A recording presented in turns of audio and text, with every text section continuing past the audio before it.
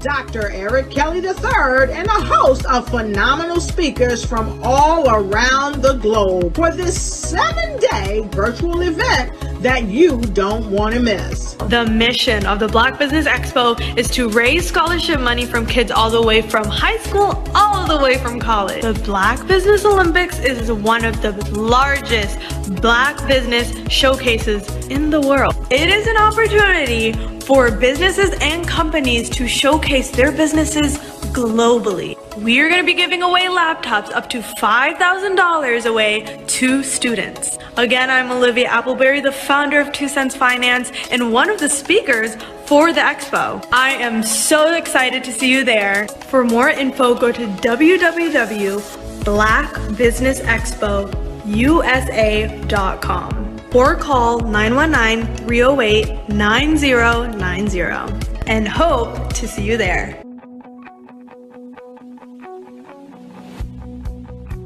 I am Black Business. From the moment I wake until the time I sleep. Yes, I am Black Business. I am Black Business. Tell me, are you Black Business? I am Black Business. Do you support Black businesses? Listen, I support Black business because I am Black Business. Black Business Expo, one of the largest business showcases in the history of Black business in the world. The world!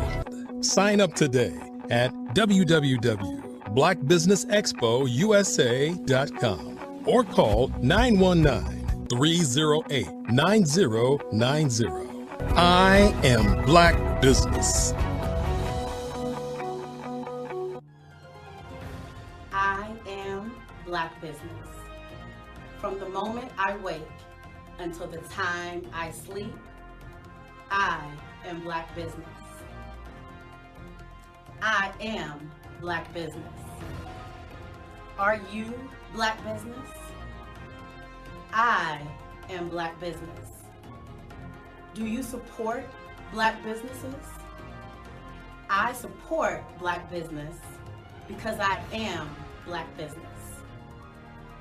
Black Business Expo, one of the largest business showcases in the history of Black America in North Carolina.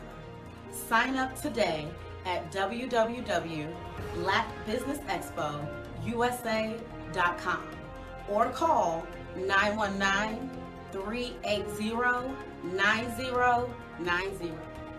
I am Black Business. I am Black Business.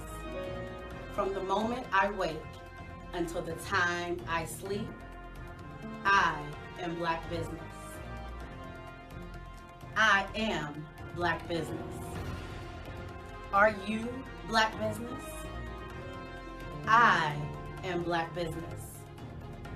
Do you support Black businesses? I support Black business because I am Black business.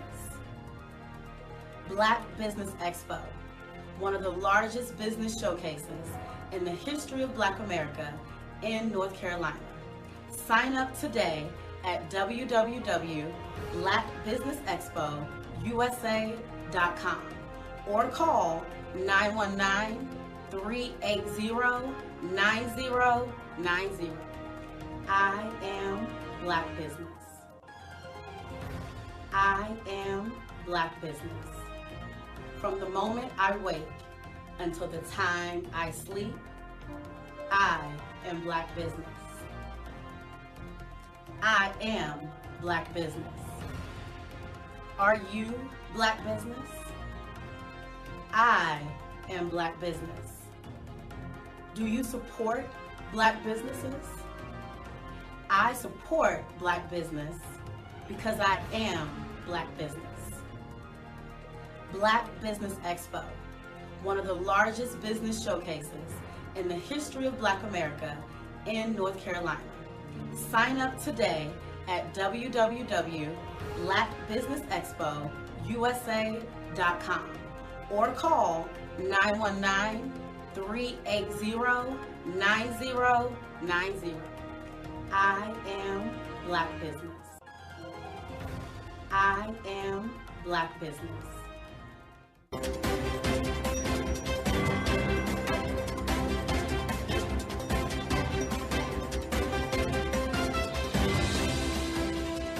Over the past few years, we've seen the growth of existing and new initiatives focused on financial inclusion, building global networks, and reducing the wealth gap in response to the idea there's not enough seats at the table. Whether their outcomes are to increase the representation of Black executives on corporate boards, ensure an inclusive global economy, or to create new U.S. African commercial pathways, the strategies are often carried out by separate programs. The question is, should they be? With the continent of Africa being home to more than half of the world's fastest growing economies, the youngest workforce, over 400 companies generating more than $1 billion annually, 700 generating more than $500 million annually that are poised for growth, and being the destination of nearly $5 billion in venture capital in 2021. Diversifying U.S. and Africa commercial engagement by building bridges between African businesses and their U.S. diaspora should begin being seen as mutually beneficial. From helping to reduce Africa's enormous capital gap to catalyzing two-way trade opportunities, the COVID-19 global pandemic hopefully has taught us that global challenges and opportunities are more interconnected than we thought. During the pandemic, African companies like Unicorn Flutterwave, insurance provider Reliance Health, ride-hailing app Yasir, and 54Gene, the continent's first bank of DNA on people of African descent, proved that when African companies have access to networks, capital, and information, they grow big, grow fast, and create solutions that are valuable to the world. This is why Be Direct was created. We are the first U.S.-based but African-centric board preparedness and board search company designed to connect U.S. Black talent and corporations to African businesses. Unique and fundamental to Be Direct's success is our process of helping board candidates adapt their experience and networks to an African context before they're connected to high-growth companies that are looking to locally and globally scale. From our focus groups with African business execs and government leaders, we don't ignore the sentiment that business is easy, but people are hard. Having a pool of board candidates with hard-to-access networks and extensive experience across the business life cycle, including successfully raising capital, is table stakes for an initiative like this. So yes, we have that. But corporate or entrepreneurial success in the U.S. does not guarantee success in Africa. Developed alongside industry partners on the continent, our training program, Be Direct Prep, is designed to transpose their experience to create cultural comfort, understanding, and a commitment to helping businesses in Africa scale. Our board governance sessions are African, continental, and country-specific, integrated with cultural awareness and dexterity training, masterclasses led by African industry execs, and mentoring coaching from African continental-based facilitators. But even more unique to Be Direct Prep, we cap off our training program with an immersion trip to help candidates that have not been to Africa before see and feel Africa's complexity and opportunity from African soil. We all know traditional network-based board placement has historically left a lot of us out of ever really being in the paid board pipeline. Our strategy supports the work of many great organizations that are successfully filling seats at U.S. board tables by creating more tables for those that are still left on the sideline. It's time to start seeing the role and value of U.S. Black talent and businesses on the continent of Africa differently. Old perceptions and habits limit economic inclusion. Let's transition Black talent and the African businesses they will support from the periphery of the global economy to its core. Living in a global lockdown, we all know now how fast local and global economies can change, and see the value of having businesses that hire, strengthen local value chains, and even grow globally. Status quo in any form holds back progress. We must democratize U.S.-Africa commercial engagement by socially and economically connecting cultures that have long been disconnected. It's time for Africa's U.S. diaspora to redefine their global value by helping African businesses scale continentally and globally.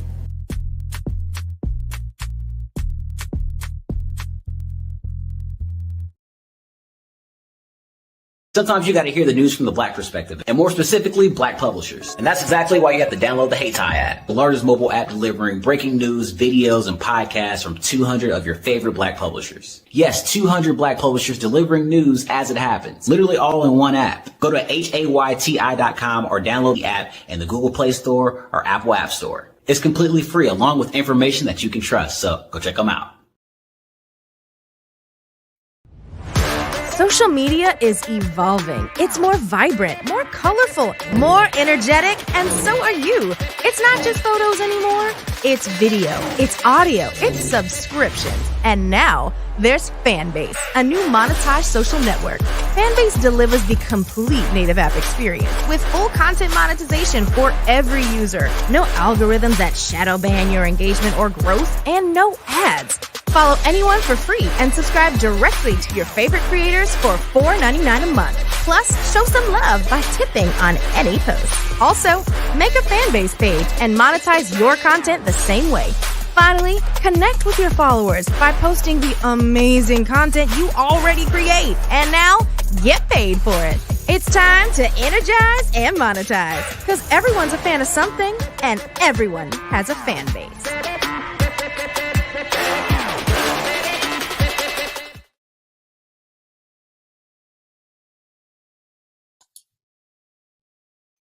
Hi, I'm Barbara Smith.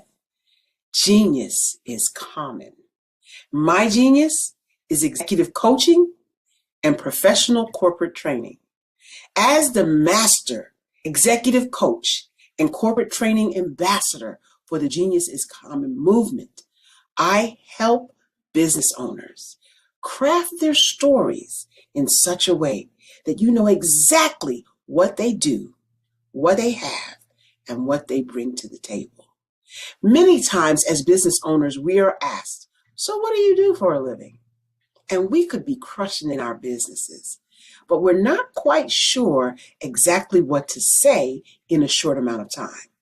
Well, I help you take those stories that are the reason why you're in business and why you're so passionate about your business and craft them in such a way that people are drawn to you, as opposed to being repelled by you. Because every conversation, every time you talk to someone about your business, you are excited about it. But are you really conveying what you do, what you have, and what you bring to the table? And do really people understand why you care so much and why they should care that you have the solution to their problem? Well, I'm here to help you with that. As a master storyteller, I can help. Did you know women represent just 3% of Fortune 500 CEOs and less than 15% of corporate executives at top companies worldwide? Have you wondered what the secrets are to getting into the top ranks, whether in the private or public sector?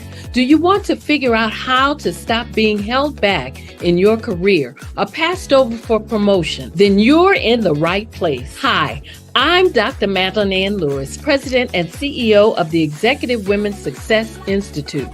I have decades of experience in the military, the federal government, and corporate America, and my mission is to help women succeed and tap into their full potential.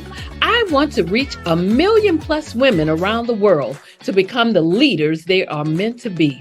So if you want to move into a management or executive level position, or maybe you are a female veteran transitioning out of the military into business entrepreneurship, then reach out to the Executive Women's Success Institute at 301-693-3284. Let us get you on the fast track to success.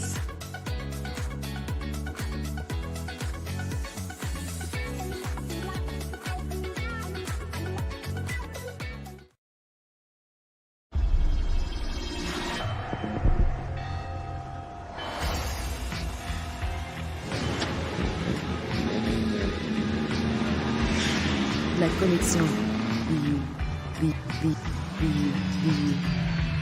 La collection BU, BU, BU.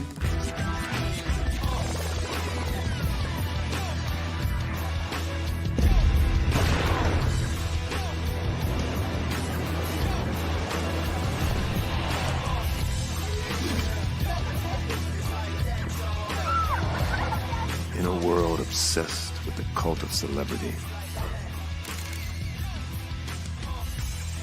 I challenge you not to aspire to anyone else's greatness, but instead strive to reveal and ignite the greatness within you. Are you serious? I totally think that that's it. Hey. No!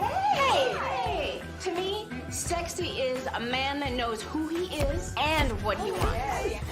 He's comfortable. You look at him, you see him, he's just comfortable being himself. And you're like, baby, be you. Be you, baby. Just be you. I like it. Introducing the BU collection, exclusively available at K&G Fashion Superstore.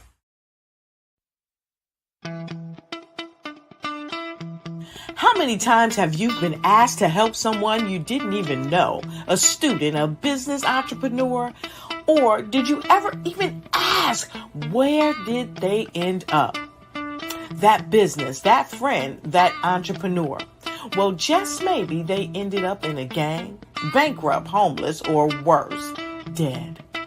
Maybe they turned to crime, drugs, and alcohol. Did you ever wonder? Did you destroy their dream, or was your life always so easy? At the Black Business Olympics, we started a movement to help students complete. Give them hope and foster success. Help them to leave their dreams of providing laptops, computers, and up to $5,000 in scholarship funds. Today, we ask you to help a student, a business owner, or an entrepreneur to realize their dream by sponsoring them, supporting them, and buying from them. Consider this. With $1.6 trillion in our Black community, we only ask for a small donation for our students, our businesses, and our entrepreneurs. And you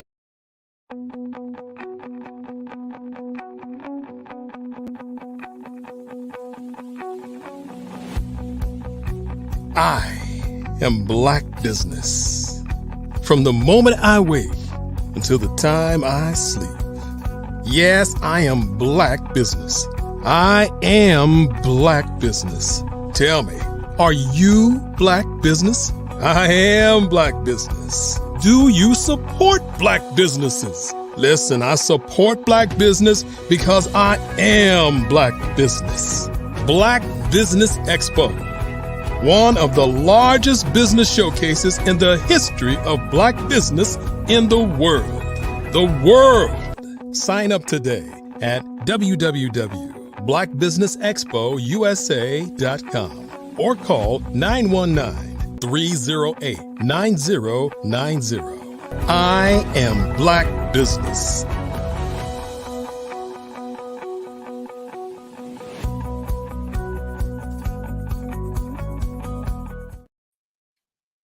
Great day, business owners, entrepreneurs, thought leaders, and corporations. Welcome to the Black Business Network. My name is Eureka Mann. I'm the CEO of Prestigious Image, and I am your business moderator for today on the Black Business Network. The Black Business Network is a 24-hour business network showcasing Black businesses, business owners, entrepreneurs, and thought leaders worldwide. We have speakers from North Carolina, London, Singapore, Africa, Japan, and cities all over the United States. The Black Business Network is a global community sharing its business knowledge to empower, inspire, and educate businesses about business. Our next guest speaker is Roderick R.J. Stevenson, a young trailblazer in music, media, and ministry. He is the CEO Lead Creative Director of Creative Concepts Productions and Design, a full-service media and marketing company based in Tampa, Florida, with offices in Eastern North Carolina. For over 15 years, the company developed and established the national branding images of businesses, institutions, and nonprofit organizations and high-profile personalities. Everybody, please welcome Mr. Roderick R.J. Stevenson. Hey there, Erika. How you doing? I am doing well, RJ. Thank you so much for joining us today. We greatly appreciate it. Absolutely. Glad to have this conversation. Awesome. Remember, everyone, genius is common, and I'll see you on the other side. Hey, everybody. I'm so glad to be here on this afternoon on the Black Business Network. I don't have anywhere I would rather be. And the place I'm in right now is a wonderful place that many of us should probably be in. I'm sitting here with D. Pretlow of DSDQ. How you doing, man? I'm doing great, man. How are you? I'm amazing. You got me out of my business suit and that's a good over thing. Into my. It's good look. Good look. Hey, good look for you. I ain't as big as you, but I'm doing the best I can. Man, tell everybody about what you do here at DSDQ.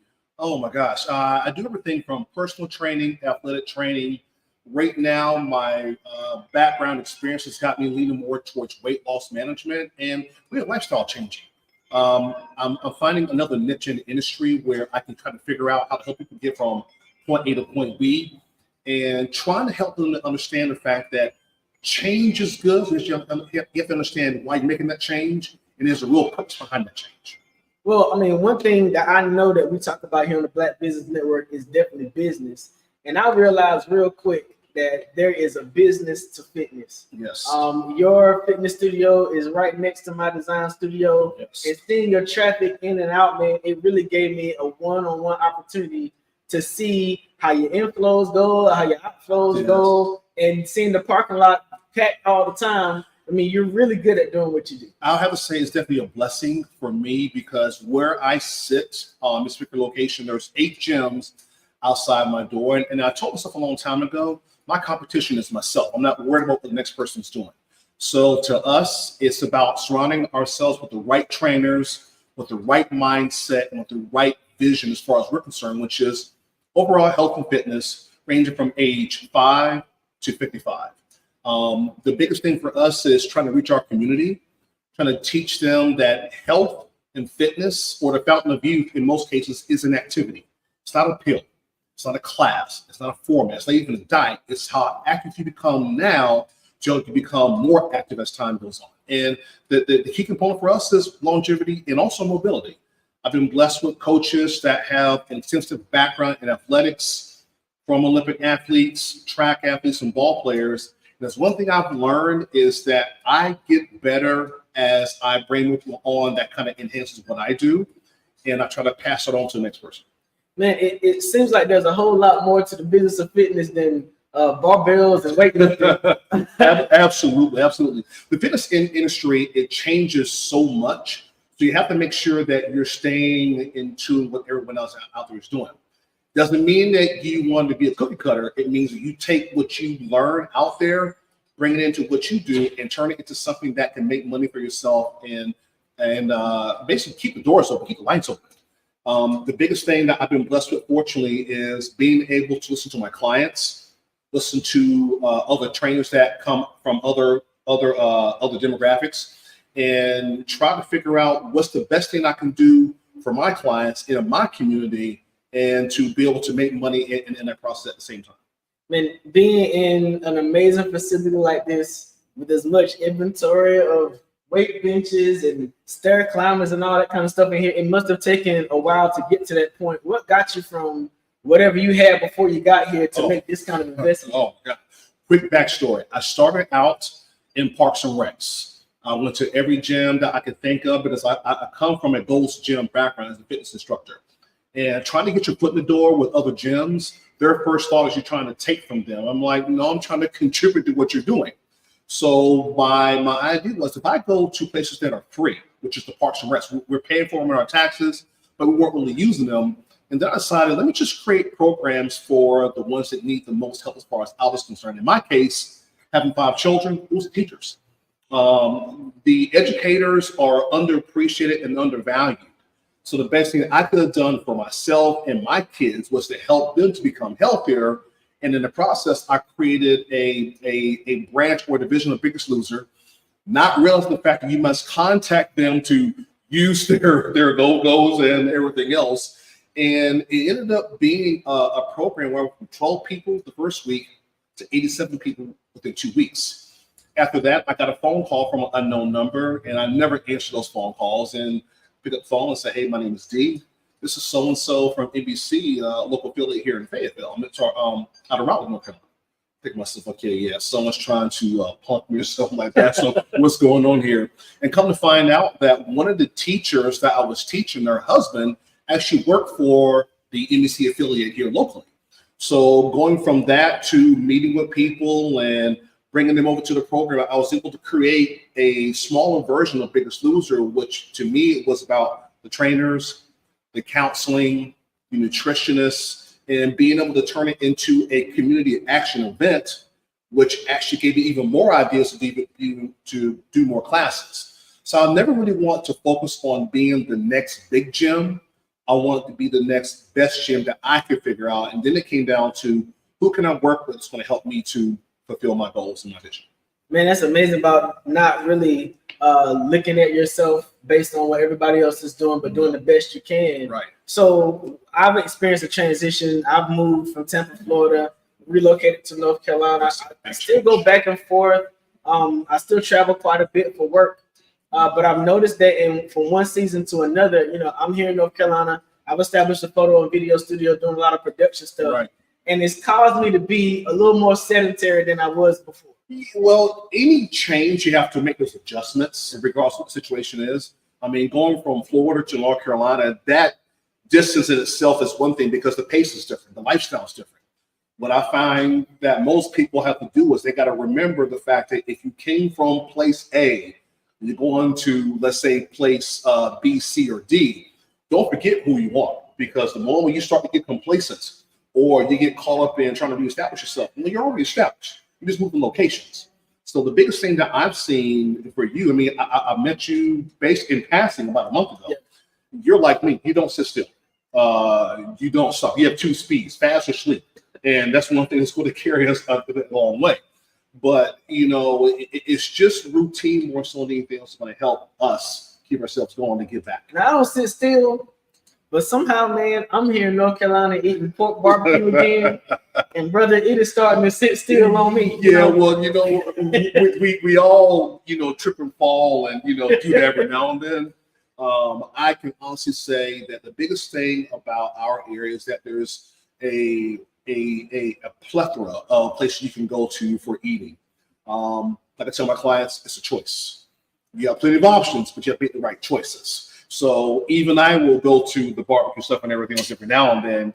However, we have to remember the fact that with the choice we make today, you're going to pay for it overall long term. So don't beat yourself up about that. It's a short-term thing. Hey, you told me to be the best leader I can be and don't concern myself looking at you and looking at me. Let me rephrase. Be the best you can be all the time because you never know who's watching. How about that? Gotcha. Well, people are watching here on the Black Business Network today, and I'm glad I wore black because it sort of slims down my figure on the camera. It's all about images. Yeah, absolutely. Make sure you look good. Man, how long has it taken you to build something like this? I'm sure it wasn't overnight. It wasn't overnight, definitely not. I started out basically in 2010 with Biggest Loser. Then I eventually went over to the YMCA. I was the director for fitness there for about a year and a half, almost 2 years. Went from there to going back over to the parks, and I opened up my first office or first gym for the STQ in 2013. I was at that location for about 2.5, almost 3 years.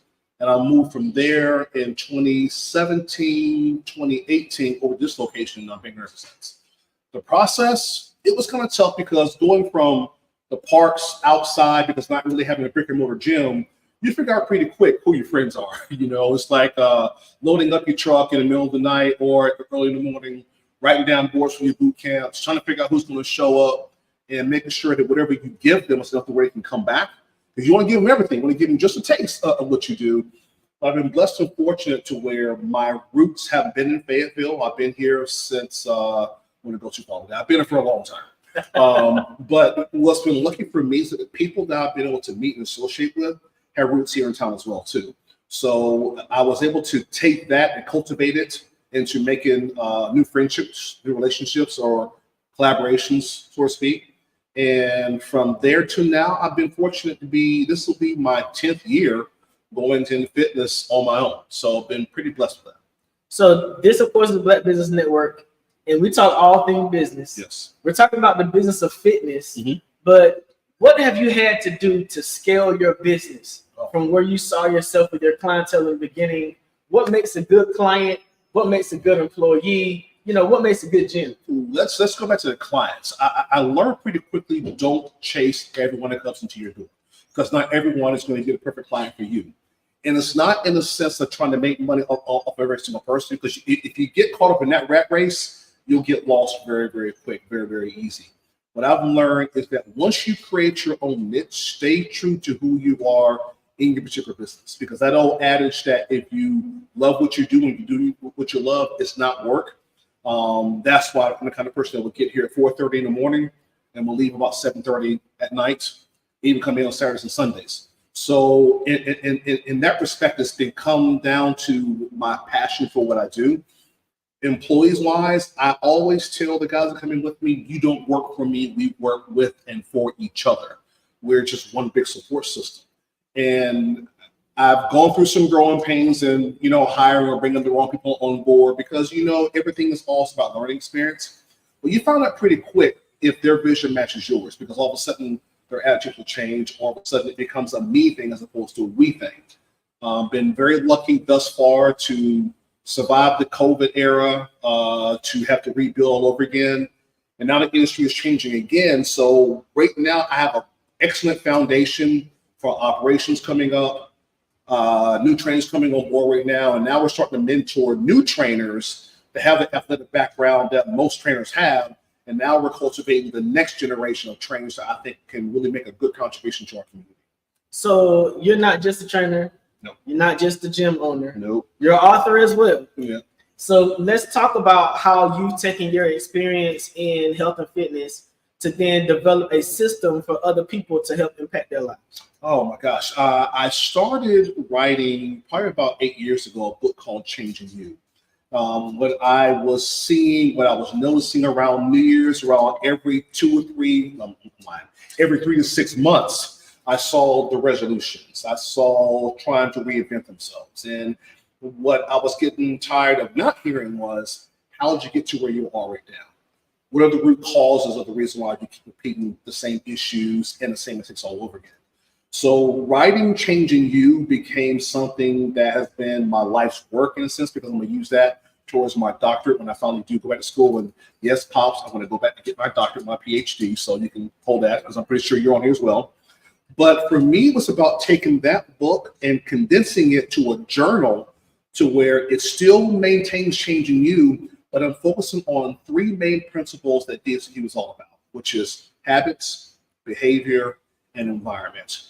Those 3 things alone can help you get from point A to point B, because it's going to make you identify what habits you need to change, starting with 1 or 2 at a time. What behaviors are making you to become either successful or destructive. But the big one for me is the environment. That's the one that we all neglect, because the environment is not about the brick and mortar. The environment is the mental approach, the spiritual approach, the emotional approach. Because what happens with most people, I don't care if you are a fitness trainer or an engineer, if you're mentally up and down, guess what? You're up and down. If your emotions are up and down, you're up and down. The thing we neglect is the spirit. If you're walking around with a dark cloud, walking around as though someone's constantly pulling on you, trying to weigh you down, that's your mind, that's your spirit, that's your soul telling you need to start to get rid of some baggage. So what Changing You is all about is helping us to identify those 3 factors. And once we do that, apply that towards getting better every single day, because we have journal logins, we have check-ins, we have a notes section that's going to allow Calicio client that's coming in to help him to get himself back on track as far as training is concerned. I want to figure out, it's not what you did to get you here, it's what you're going to do after the fact to make yourself better. So that's been one thing I've been able to take from writing a book to condensing it to a journal and helping that to help my clients more and more, because for me, it's about accountability.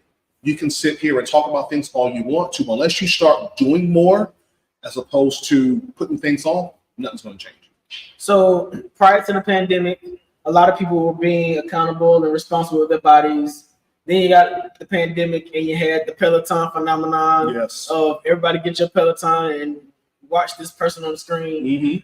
Now it's post-pandemic, and down in Miami, people are taking flights down there to alter their bodies. You know what I'm saying? Then you got different supplements that are coming in. People are even abusing medications to burn weight a little bit faster. How can we find balance and do this thing in a healthy way? Well, first of all, you start with that one word you just mentioned, balance. You cannot out-train a bad diet. I don't care who you are, I don't care what you do. But one thing that I preach for anything else is that the fountain of youth is an activity. Activity means outside of your comfort zone, meaning your home, with the Peloton, with the weights that you have at home, with the medications. Because we seek these quick fixes, but we are neglecting what got us there in the first place. So to me, it's all about trying to figure out what your goals actually are first and foremost. Because unless you have things written down, a plan, or what I call makeshift storyboards, you're going to keep repeating the same things. But you got to get out more, because pre-COVID, everyone was in the gym. Okay, COVID hits, the industry changed to where we're going to start doing stuff at home. That kept us going to a certain extent, but what we did not do is we didn't get back to living. We became people that were creatures of habits, but our habits became complacency. Our habits became excuses. We need to get back into getting out of the survival mode and get back into the living mode, because the more you're living, the more you're active. For those of us that have kids and grandkids, they're not wait for us, because they do what we do. And if we're sitting, they're sitting. If we're on our phones, they're on our phones. So the generation that we have right now, they have a lot of things that's holding them back, that's against them. We need old school methods, like my gym. I'm gonna have a bunch of fancy equipment. I want you to pick stuff up, put stuff, tongue tied. Pick stuff up and put stuff back down again. But to me, the more balance you are in your life and the more activity you have, things will change. So I'm saying Peloton's good for those Peloton users out there. I'm not knocking it, but I want you to get out and do your Peloton outside of your home, because there's other things out there besides just what you see on TV. Well, another thing that happens in gym environments is you develop community. Yes. And you start to get to know people who are around. Absolutely. Now, some of that can lead to a little intimidation if you ain't got your personal self-esteem where it needs to be. True. You find that in check, you can be battling everything else. But a lot of things. One of the things I pay attention to is branding. Yes. I kept seeing DSDQ, and I was like, oh, one person is DS and one person is DQ, or there must be four people. One is D, one is S, one is D and D, one is Q. And then I asked you one day what it meant. Can you explain what DSDQ is to everybody? DSDQ stands for Don't Stop, Don't Quit.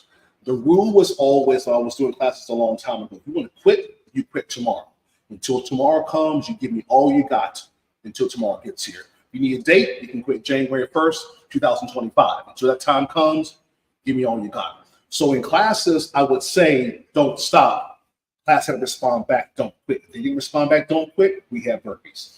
So I was creating a community within a community, because the rules were always, we start together, we end together.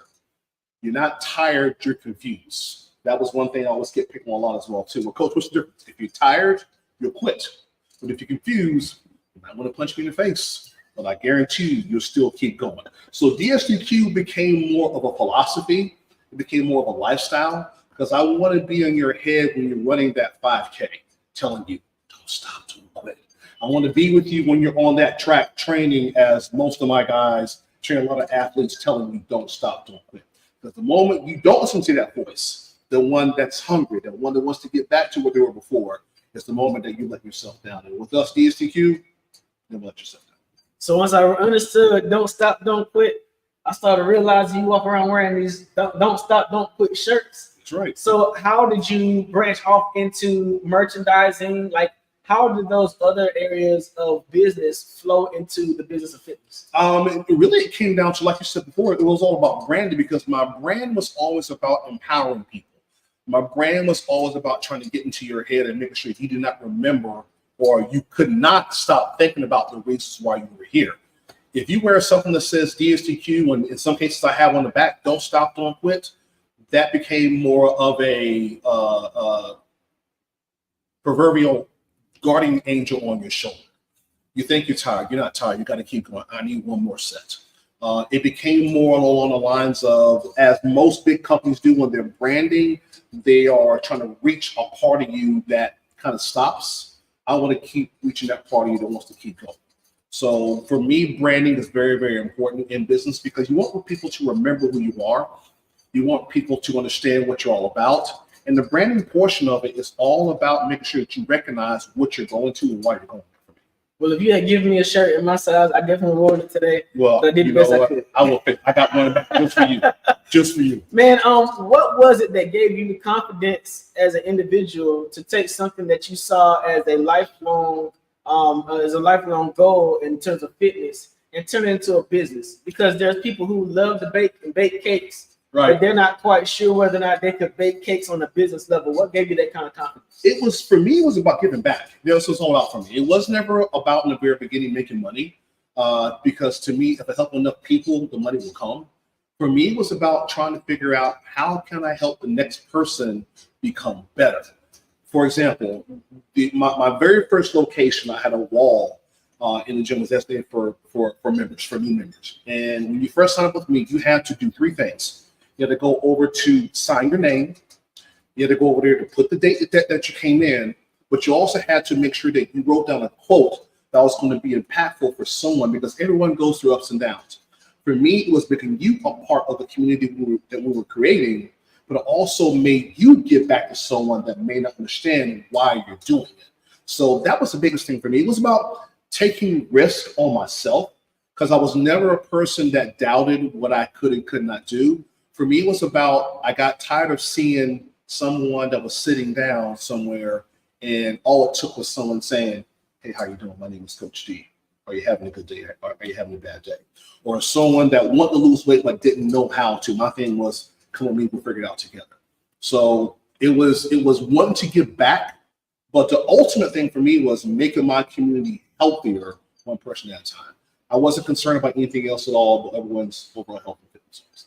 So there might be somebody watching who's a Black business owner, investor, executive, saying, "Hey, I've been spending my money at Planet Fitness and these other brands all this time, but what he's showing me is a different approach as a Black business owner of a fitness business." What suggestions would you have for a person who's an investor who's seen what you've done here to let them know that this is a viable business option? It's a viable business option because big box gyms are a dime a dozen, but small box, boutique, old school gyms are going to be around for a while, because these are the gyms like mine that are making more of an impact on each individual person. Because my gym, for example, is not an open gym. It is a closed gym, meaning you're not coming in here to train with us or to train with a trainer. And I do that for several reasons. Number one, I want my ladies that I train, because I train about 95 to 98% women, I want them to feel comfortable in their environment. That is a dying breed right now, because if your majority of your clients are female, you need to cater to that side of the market.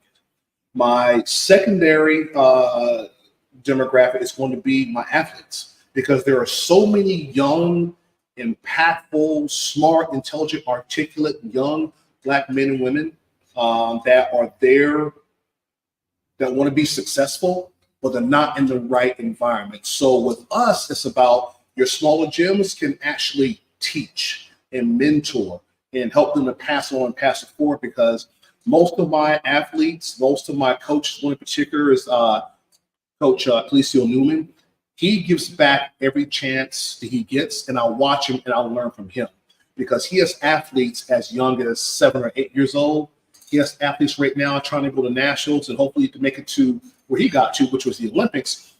Those are the gyms that are going to be more successful, because we're giving back every chance that we get. Not saying the big box gyms don't, but we have the ability to cater to our community, one individual child at a time. Because if the children are the ones that end up being adults and being business leaders later on, what's their foundation? I call it the old school barbershop. We used to go to a long time ago, get our haircuts, and you hear guys talk about stories and everything else. It's those stories that's going to impact that little Calicio or that little Julie and little Sean coming up. And they're going to remember where they learned those lessons from. When you couple that with training and fitness, now we're teaching them the discipline about fitness and training. We're teaching them, in most cases, the business about physical training, but hopefully we're going to teach them enough to where as they leave us and they go to college and they become business owners of their own, they remember where they got it from. Hopefully it's from small businesses like mine. So I remember Richard Simmons sweating to the oldies. Oh, yeah. I remember the Beachbody. I remember all of those different Jane Fonda fitness. Why don't you have a track or series of videos that people can purchase? I used to have one. It was actually called Grind. And believe it or not, it's crazy enough. I learned from the Beachbodies, from the Sean T's and the Tony Hortons and the influencers out there of the world. And the format that I created was called Grind. And it was a combination of HIIT training, boxing training, combat training, and old school boot camp style. And I turned it into a classic format to where Monday, Wednesday, and Friday, it was HIIT. Tuesdays and Thursdays, it was more boot camp. Saturday mornings was more a combination of everything. And it got picked up briefly by a TV series or a show called Sweat Inc. that used to be on Paramount or Spike TV a long time ago.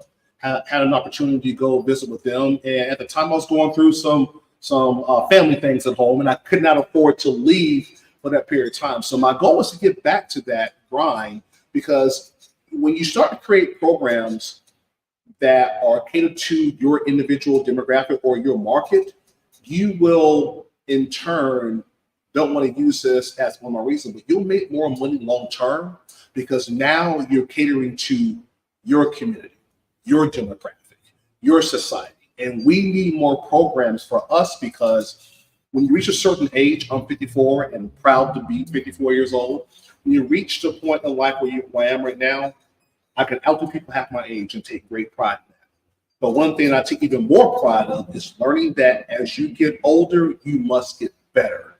So Grind was all about taking what I know, what you need, turn it into a programming format, and turning it into a video series to where I have stuff online still, then put back out there again, a program called 10 for 10. 10 exercises, 10 pounds, 10 minutes.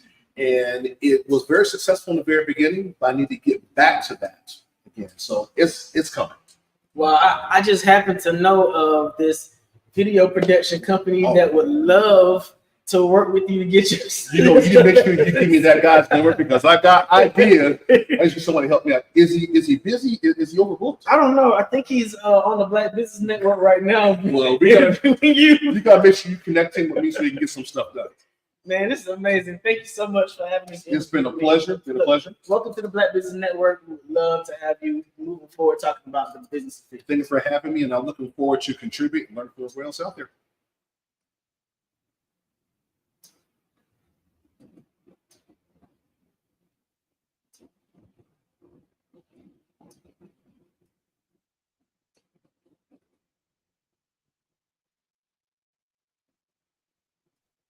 Hey everyone, it's Grant McGaw, CEO of 5 Star BDN. Thank you both so much for such an amazing, interview today. I appreciate the information. I'm sure our audience does too. Thank you so much for having us.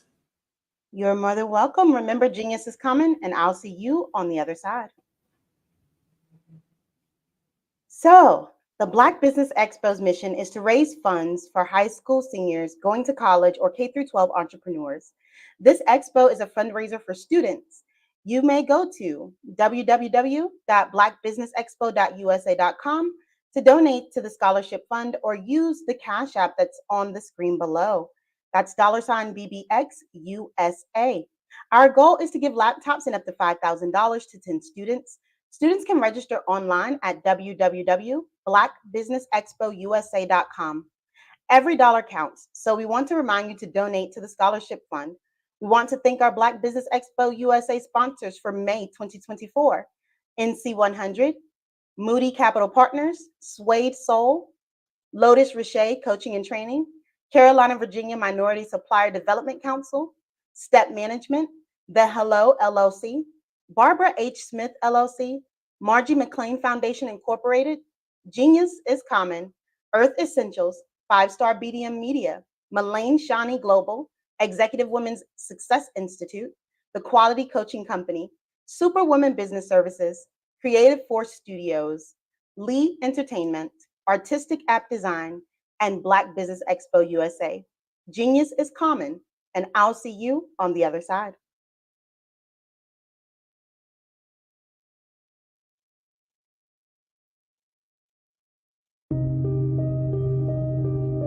The Black Business Expo is changing my life. This year, they are giving away laptops and even $5,000 in cash to students just like me. I'm Alexis, and I want to go to college to fulfill my dream of becoming an entrepreneur. Help the Black Business Expo going to www.blackbusinessexpousa.com and also becoming a vendor, a sponsor, or donating.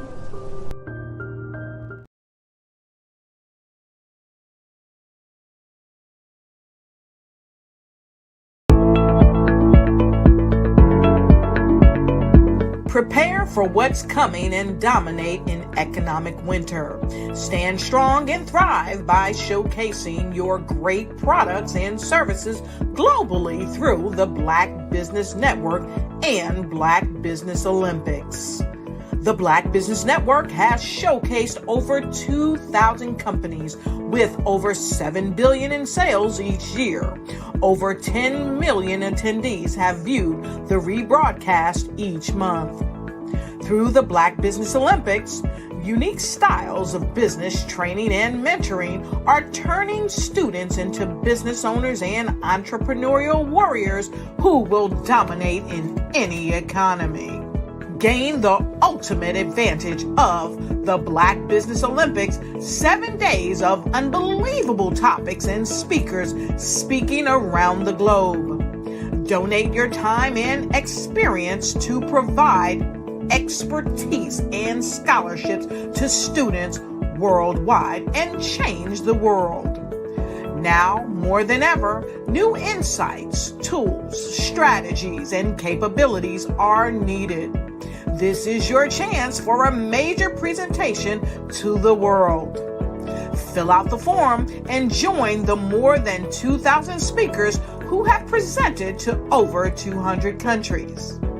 Join the Black Business Network streaming live into the Metaverse, STEM City, Black Multiverse Enterprises, Hulu, Amazon, YouTube, iHeartRadio, Apple, Facebook, LinkedIn, Pod TV. Artism is a creative expression of something from nothing. You know, it explodes onto the canvas, or it explodes on in my work.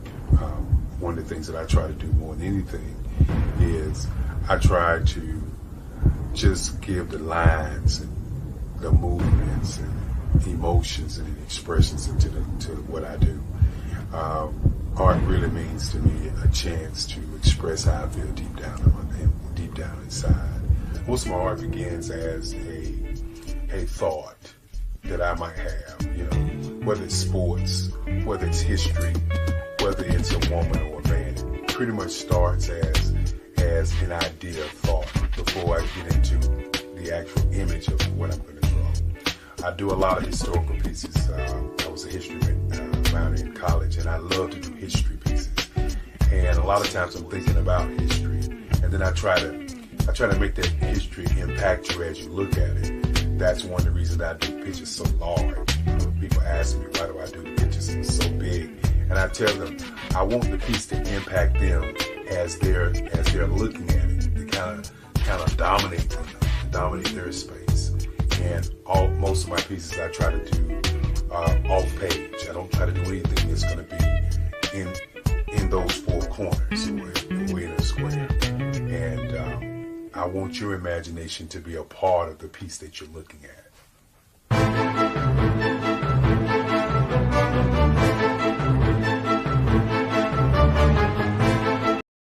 I am from Washington, D.C., but I was raised in Durham, North Carolina. I came to Durham when I was about 5 or 6, and then I traveled back and forth to D.C. because it's where my people are from. One of the unique things about my family is my mother, she's also an artist. She does quilting, and she does a lot of artistic things. And then my son, he draws with both hands, his right hand and his left hand like I do. So that's kind of a family trait. And then my other son, he's a videographer, and my daughter, she works, she's a regional vice president for Sunglass Lab. When you start out drawing and sketching, you want to continue to explore, you know, each avenue. I do pastels, I do pen and ink, I do painting, I do acrylics. I haven't done oils yet, but I try to do all facets of art. What I say to a lot of times to people is, you know, you can't put yourself in a box when you're an artist. You have to explore. And over the course of my life, I've tried to explore different mediums. I also do sculpture as well.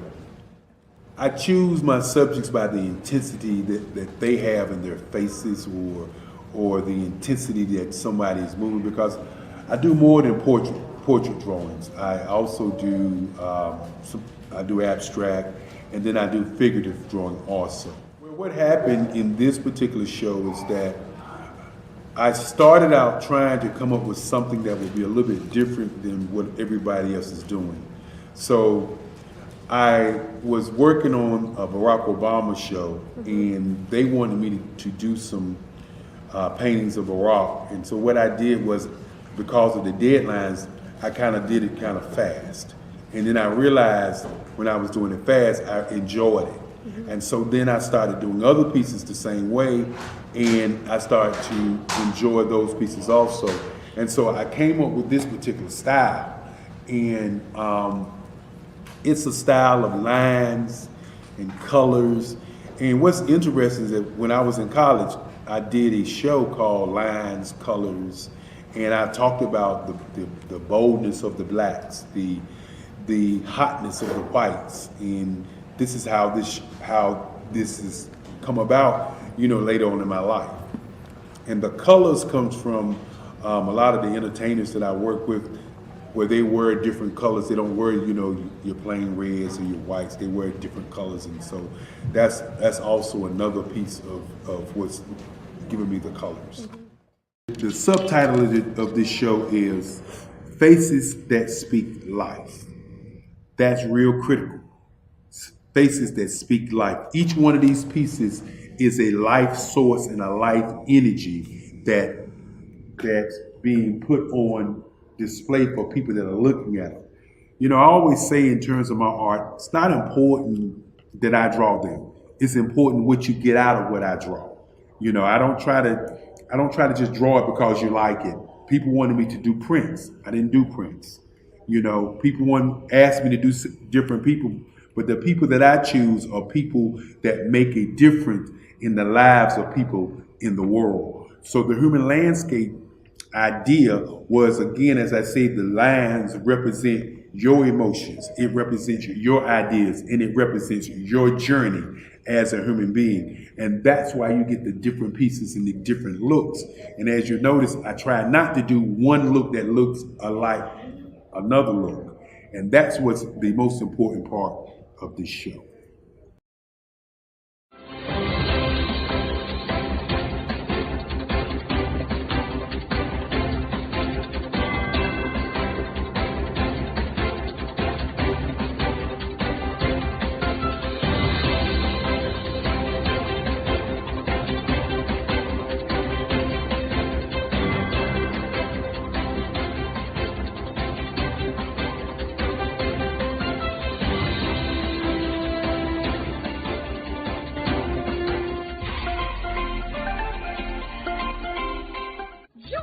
Dr. Eric Kelly III and a host of phenomenal speakers from all around the globe for this 7-day virtual event that you don't want to miss. The mission of the Black Business Expo is to raise scholarship money from kids all the way from high school, all the way from college. The Black Business Olympics is one of the largest Black business showcases in the world. It is an opportunity for businesses and companies to showcase their businesses globally. We are going to be giving away laptops up to $5,000 away to students. Again, I'm Olivia Appleberry, the founder of 2 Cents Finance and one of the speakers for the expo. I am so excited to see you there. For more info, go to www.blackbusinessexpousa.com or call 919-308-9090 and hope to see you there. I am Black Business. From the moment I wake until the time I sleep. Yes, I am Black Business. I am Black Business. Tell me, are you Black Business? I am Black Business. Do you support Black businesses? Listen, I support Black business because I am Black Business. Black Business Expo, one of the largest business showcases in the history of Black business in the world. The world!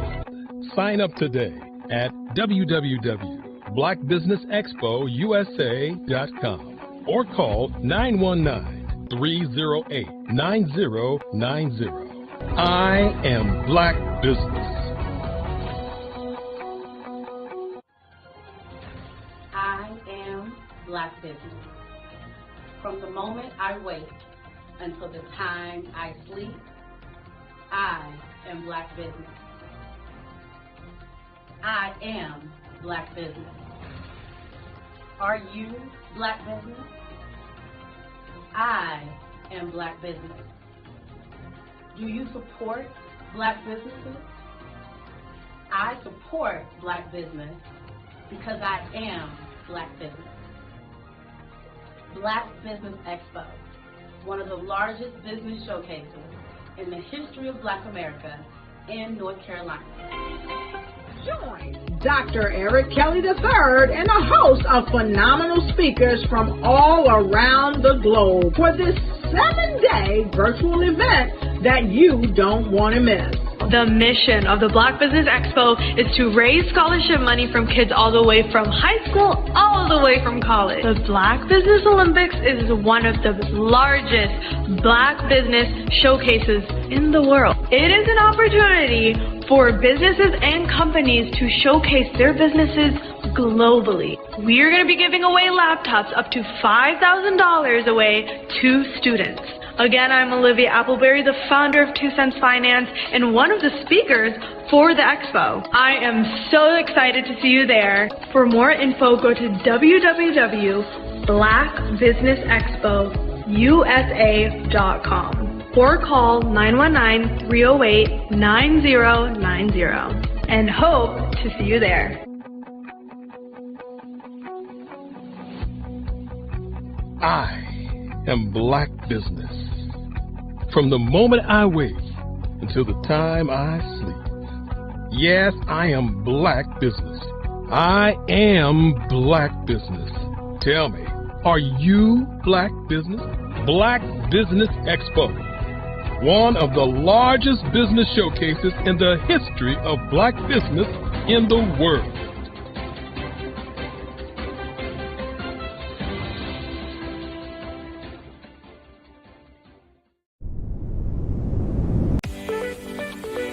You are in the right place at the right time. The Black Business Network opens again for its Black Business Olympics, a 24/7 broadcast on business, strategies, global branding, social media marketing, finance, advertisement, and much, much more. Featuring the top, most powerful entrepreneurs and speakers and thought leaders from all around the world as they gather together for this phenomenal event. Join the Black Business Network streaming live into the metaverse, STEM City USA, Black Multiverse, Pod TV, Roku, Hulu, iHeartRadio, Apple TV, YouTube, TikTok, Instagram, Google Podcasts, Facebook, LinkedIn, IBM TV, Spotify, and Twitch. Tune in today and be a part of this amazing movement, the Black Business Olympics, welcomes you.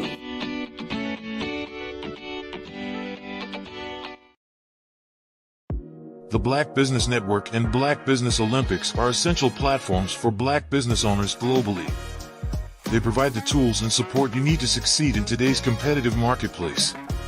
Join us today as we collaborate together with businesses from around the world to support our children, students, and young future entrepreneurs, Black businesses and corporations. We raise funds for students going to college and young entrepreneurs who are aspiring to be business owners, and we invite you to be a contributor today. Visit the website www.blackbusinessexpousa.com to connect with and learn more about how the Black Business Network and Black Business Olympics can help you not only share your amazing business story to businesses, but also serve future generations. Hello, my name is David Jones, CEO and co-founder of the Hello LLC, where we help businesses build a culture, brand an experience, and leverage technology to pivot into Web3. Join the Black Business Network streaming live into Roku, Metaverse, STEM City, Black Multiverse Enterprises, Hulu, YouTube, iHeartRadio, Apple, Facebook, LinkedIn, Spotify, Twitch, and Google Podcasts. Tune in, turn on, and let's thrive.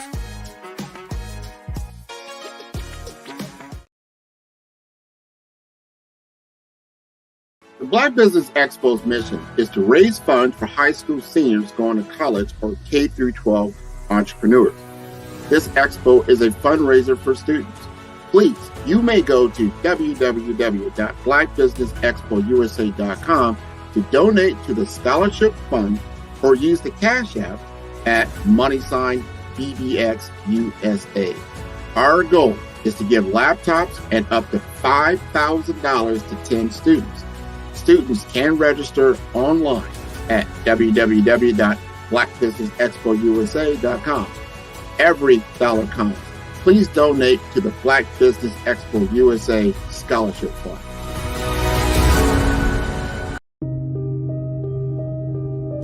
The Black Business Expo is changing my life.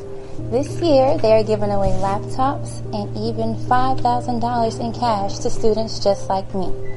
I'm Alexis, and I want to go to college to fulfill my dream of becoming an entrepreneur. Help the Black Business Expo going to www.blackbusinessexpousa.com and also becoming a vendor, a sponsor, or donating.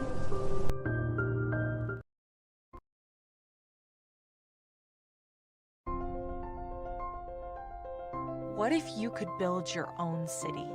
A place where every child can find nurturing people to help them achieve their full potential. A place where every adult can access job training support. Where health education is abundant. Where social justice ruled the land.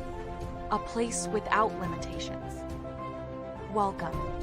You have arrived at STEM City USA. It is what every city should be. A safe and trusted community where you find people and resources to help you become everything you are and beyond. STEM City is unlike anything you have ever experienced. It is a digital twin of the world around you, only better. STEM City is about energy and soul renewal. It is more than a digital world. You can almost feel the power of live cultural events, music, and theater.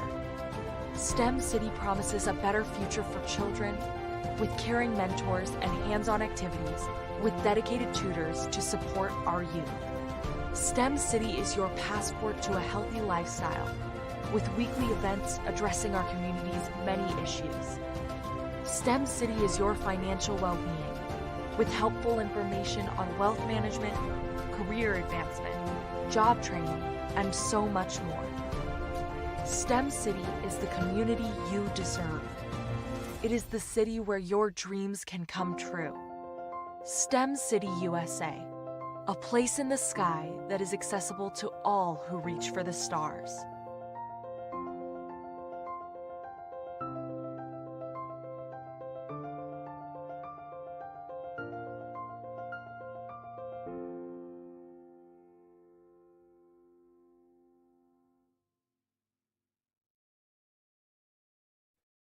Hey everyone, it's Grant McGaw, CEO of 5-Star BDM and host of the award-winning Follow the Brand podcast and TV series, where I help you to build a 5-star brand that people will follow. My genius is personal brand development through intelligent communication and helping you achieve your business and career goals. I am a requested speaker on digital technology and brand development issues. I want to work with you to increase the value of your current opportunities while attracting new ones. Every one of you is unique, and we all share challenges that can be addressed through smart branding. As a super connector, I work with you as an executive coach to guide you along the complicated business and career development road, providing the enhancement tools and information you need to succeed. Together, I will help you succeed in today's challenging business climate. I will evaluate and measure your progress. Best of all, I am right alongside you every step of the way. Build the brand called you. Genius is coming.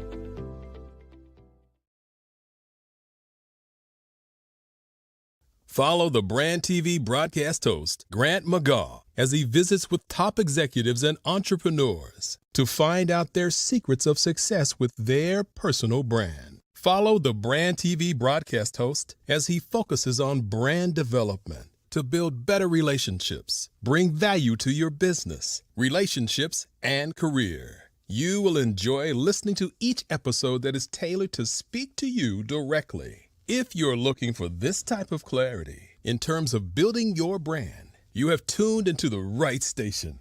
Each episode will help you to shape a conversation in the 5-Star BDM network of 20,000 professionals and become a springboard for your corporate engagement and business opportunities. Each guest will frame their story in the areas of personal branding, business development, career development, financial empowerment, and technology innovation. Grant McGaw explains why he is the CEO and owner of his own professional career. Grant is an accomplished business leader and entrepreneur who wants to give back to individuals to grow their personal brand strategy. Tune in as he weaves his story about new possibilities, while to you exceed expectations. If you love storytelling, this show will make for fun.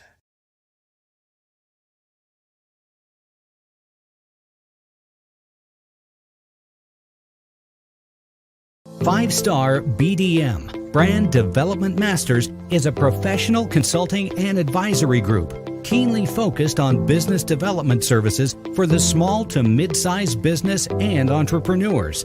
Although every business is unique, they often share business development challenges that can be addressed through smart branding. Services include process improvement and operations, digital strategy and transformation, business intelligence, digital marketing, and personal branding. Our business and personal branding company has helped a number of professionals and organizations to optimize and grow. This results in more business, more opportunities, better reach, positive outcomes.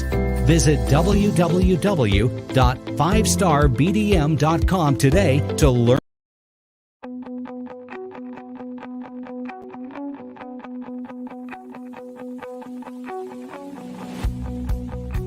I am Black Business. From the moment I wake until the time I sleep. Yes, I am Black Business. I am Black Business. Tell me, are you Black Business? I am Black Business. Do you support Black businesses? Listen, I support Black business because I am Black Business. Black Business Expo, one of the largest business showcases in the history of Black business in the world. The world! Sign up today at www.blackbusinessexpousa.com or call 919-308-9090. I am Black Business.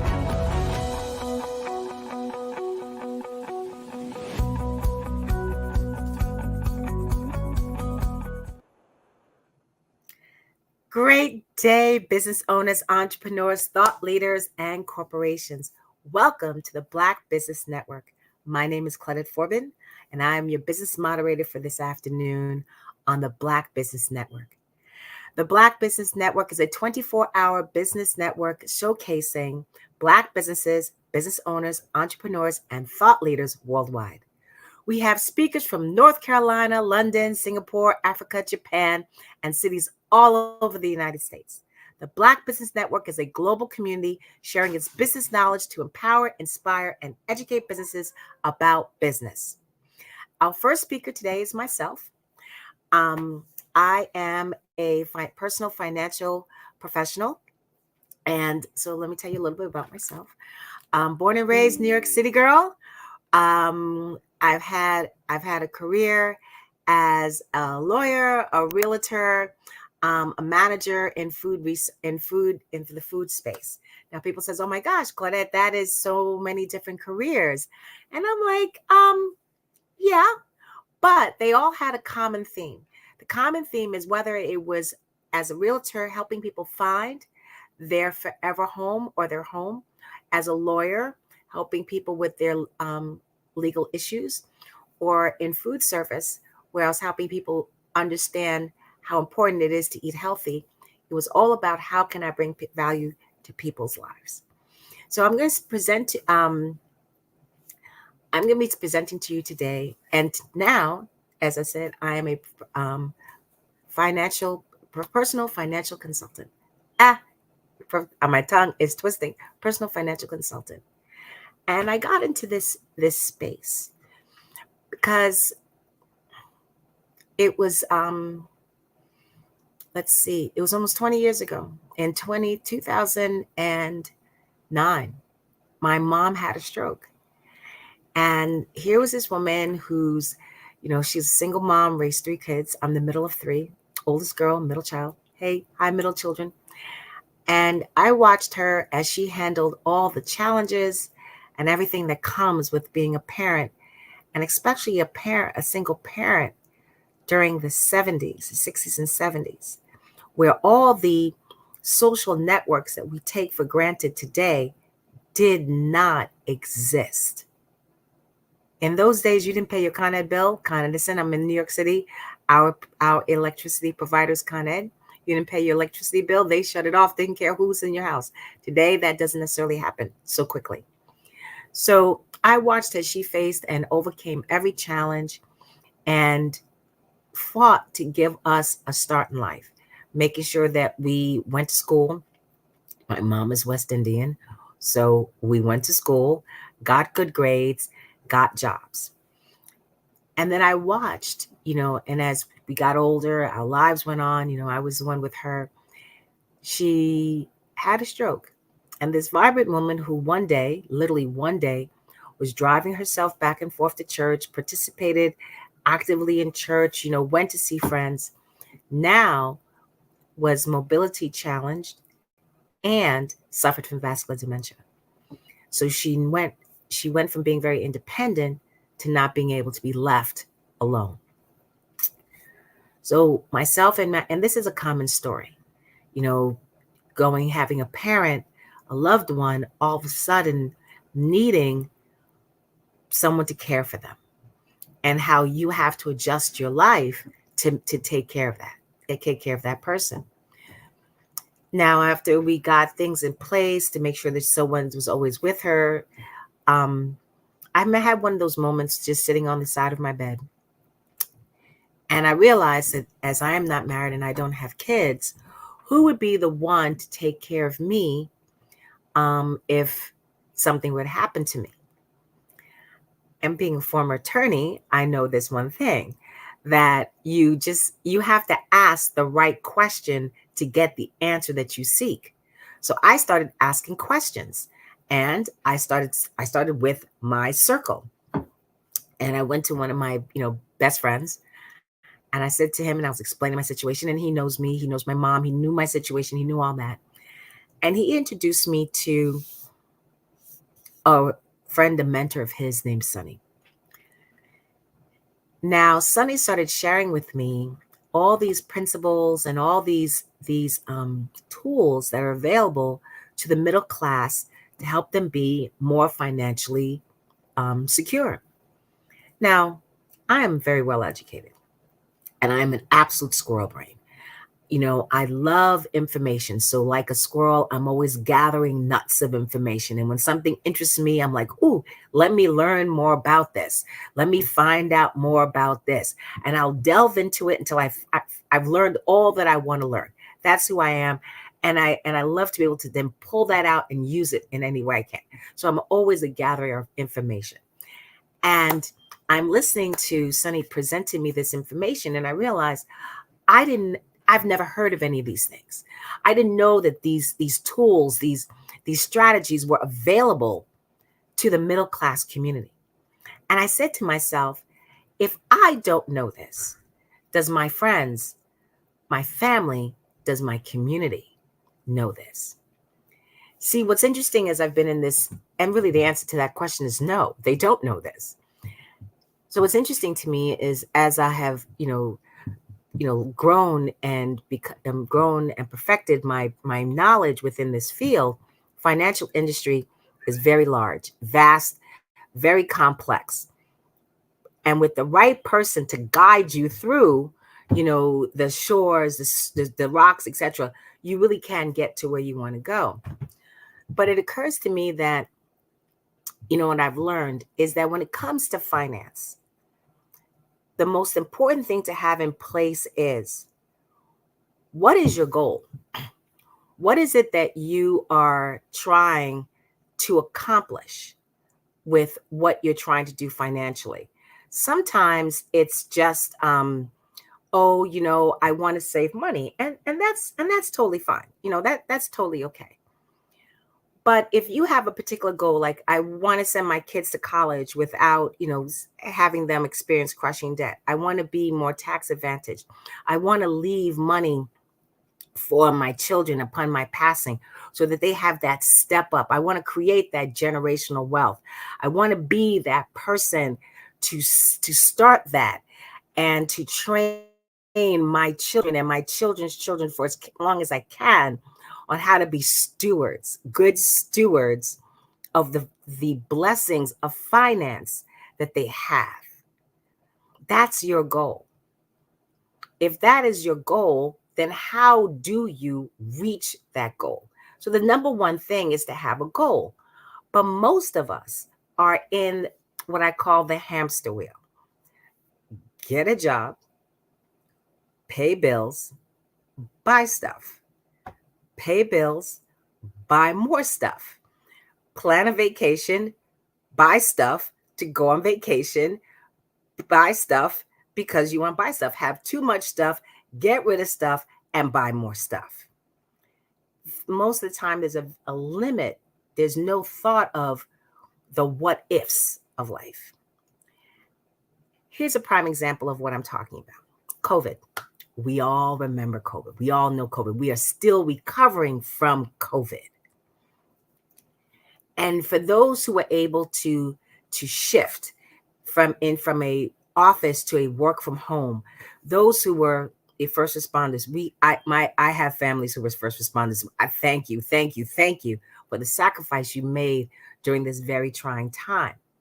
You were okay financially. Maybe not mentally or physically, but you were okay.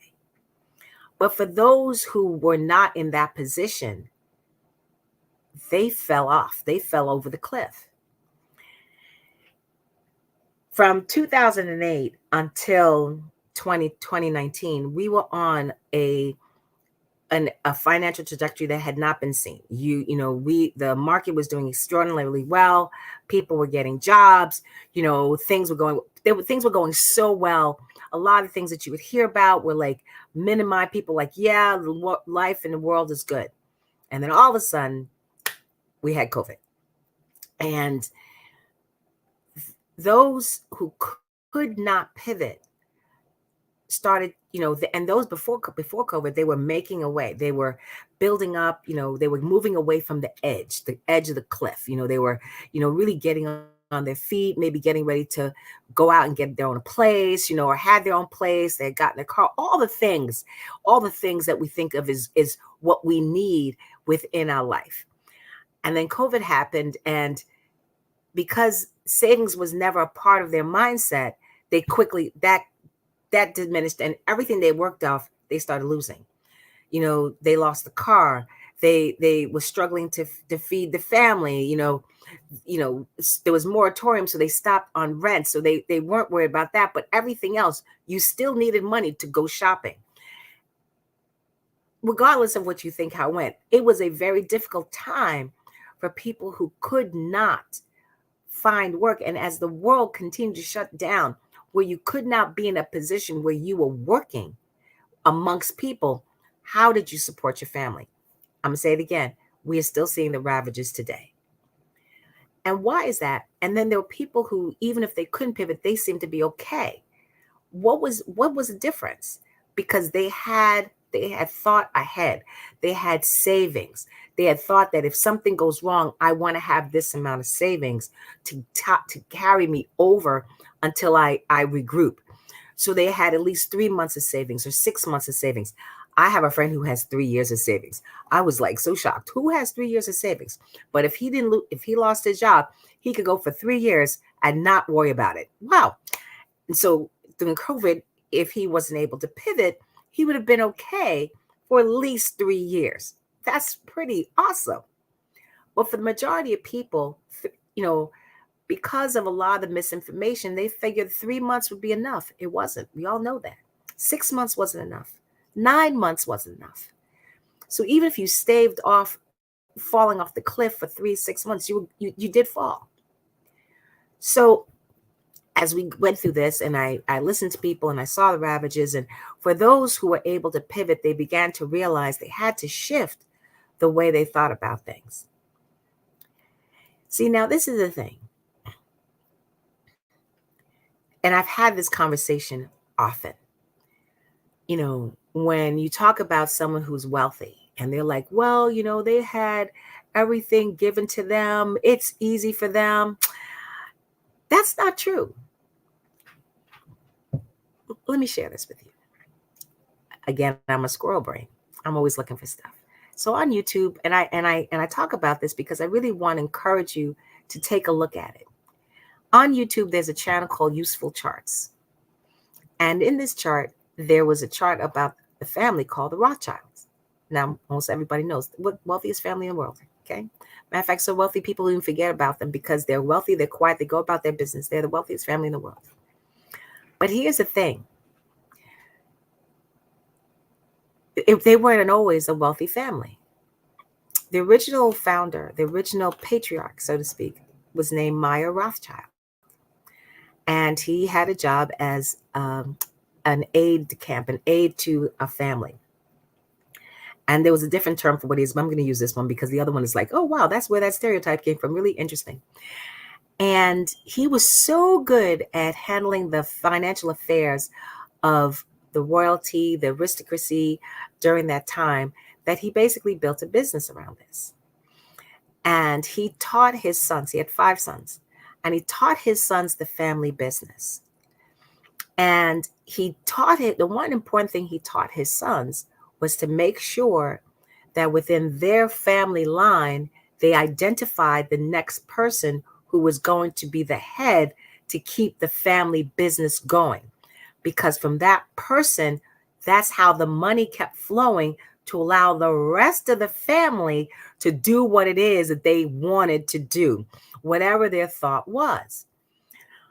But Meyer, though he was wealthy, he knew he was planting a tree that he might not necessarily whose shade he might not necessarily sit under. That's old. That's an old expression.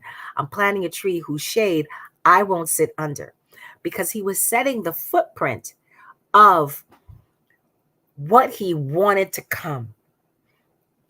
And because he did that, 100 years later, this family is still the wealthiest family in the world. Contrast that to a family called the Vanderbilts, equally as wealthy as the Rothschilds. Same thing, started with one person. From that one person, it grew. But they felt that money was always just going to be there. It was just going to show up all by itself. You didn't have to do anything. Everything was just going to be fine. And that's not the case. Today, the Vanderbilts are not a wealthy family anymore. They are well off and well to do, but they are nowhere near the level of wealth that they were when that family first started. Why?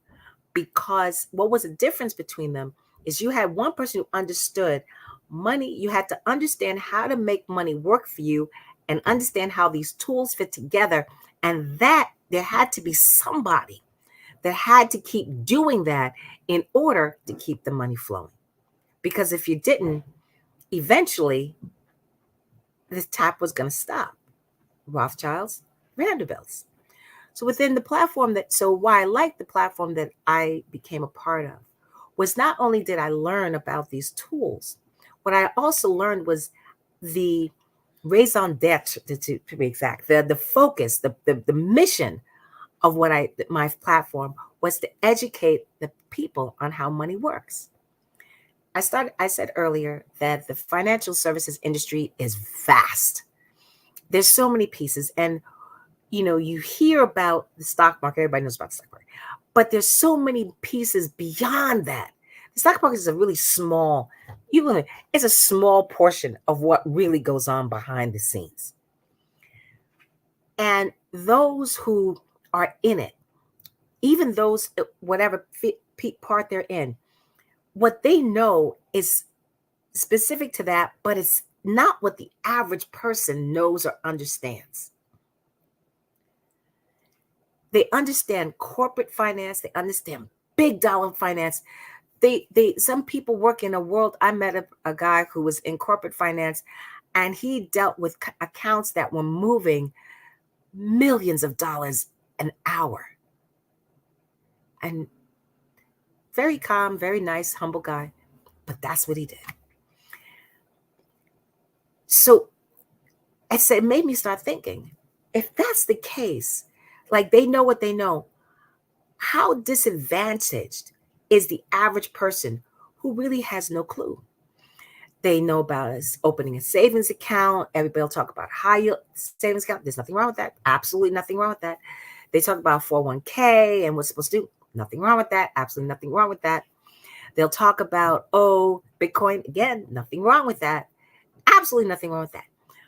But the question is, going back to my first point, what are you doing this for? What are you trying to accomplish? Are you just doing it to say, well, I got Bitcoin, or I got a 401k, or I got this? Okay, that's nice. What are you doing it for? Let me put in a different point. If someone says to you, I want to be an MMA fighter, mixed martial arts fighter, okay? And you're saying, okay, that's awesome. How are you training? And you go, I take ballet and tap. And you're like, are you doing this as a way to learn how to be flexible, stretch? What are we doing here? And they're like, oh no, because if I'm training in ballet and tap, it's going to make me a really good mixed martial arts.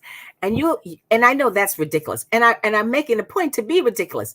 But the point I want to emphasize, if this is your goal to be a mixed martial arts fighter, taking ballet and tap is not going to help you. It's going to get you in shape. You're going to be incredibly flexible. You'll have very strong legs. But is it really going to train you for what you're trying to accomplish? Finance is the same thing. If you want to be a marathon runner, you don't say, okay, I can walk 10 miles and therefore I can run 26 miles. Is what you're doing going to help you get to the goal that you're trying to get? And are the tools, are the strategies that you're taking up, are they going to help you move towards that goal? And what I do is I actually help people do that, to understand how these tools, all these tools work together and what makes sense for them in their particular situation. And it starts with, what's your goal? What are you trying to accomplish? So if your goal is, in my particular specialty, is helping people have what I call a stress-free retirement. Is a stress-free retirement. And that is a no drama, stress-free retirement. And what does it mean? And it's like you have to have 3 essential pieces within that within your plan in order to give you that stress-free retirement. I'll talk about that a little bit in a second. So if your goal is, I just want my money to work harder for me and be able to not lose money, then, we talk about, what does compound interest, we teach the basics we start with the basics of finance, like compound interest, like the different interests. What does it mean? How does it help you? Why starting early versus starting later makes a difference. Why, how to corral your unconscious spending. What does that mean? I'm going to sideswipe a little bit, step over a little bit, is that because we do everything via a card, like, oh, I'm going to buy something, swipe. I'm going to go something, swipe. It's so automatic. Are we tracking how you're spending your money? It's different when you're walking around with cash. When you have cash in your pocket and you have $30 in your wallet and you don't have a card on you, all you can spend is $30. So you begin to think, okay, I got $30 and today I have to do this, I have to do this, and I have to do this. And it's going to cost me this amount of money. So if that's what it's going to cost me to do these things today, and I've got $30, how much am I going to have any money left over, or is it going to take everything I have? When you're walking around with cash and you think that kind of thought, how you spend your money that day completely changes. Don't believe me? Whenever I sit down with a client and we're just going through, let's look at how your finances, etc., are going, I always say to them, so how much do you spend on groceries? And they'll tell me. I was like, okay, how much do you spend on takeout? And they'll say this amount. I said, so you spend $500 a month on groceries and you spend $600 a month on takeout, right? I said, yes. By the way, and I said, when you work, do you work from home, work from office, and some in office? I said, do you get delivery? Do you bring food with you to work, or do you buy food? Oh, they says, oh, I buy food. So on top of the takeout that they take for when they're home and they don't feel like cooking, they also spend money during the day on food. And I said, okay, how much you spend? They said, oh, maybe like about $20, $30 a day, work 5 days a week. I said, so that's $150 a week. That's about $600 a month that you're spending on just like lunch, dinner, breakfast, lunch on a course of a day. They're like, yeah, that's about right. So they're spending $600 a month. And I see you starting to follow me. I know people's brains are turning. $600 a month on lunch and breakfast for work. They're spending $600-$700 on takeout because by the time they get home, they don't feel like cooking. And so they do takeout on maybe 3 or 4 days a week. They're still spending $500-$600 on groceries. And I haven't even gone to, how often do you go out to dinner? And then they're like, huh? I said, and by the way, during those like moments, those breaks or something, you're hanging out with friends, do you buy Starbucks? And they're like, yeah. How often do you buy Starbucks in a day? And they're like, I said, do you get it like when you're getting breakfast? Oh yeah, absolutely. I need my morning coffee. Okay. And do you go out for like, take a break to get out, stretch your legs, and I grab a coffee? Yeah. And I said, and then for lunch, do you grab a coffee or a juice or something from Starbucks or one of them? Yeah, I generally do. And then do you get something in the afternoon? So maybe what, like 4 times a day you get a Starbucks? I said, yeah. So that's like about what, $28 a day, right? And they're like, yeah. And you do this like 5 days a week, right? And they're like, yeah. And you're like, okay, so you're spending $28, about $28 a day times 5. That's $140 a week. So you times that by 4, you're spending about $600 a month on coffee. And without fail, they're like, what? Because it's, and I said, by the way, when you buy that coffee,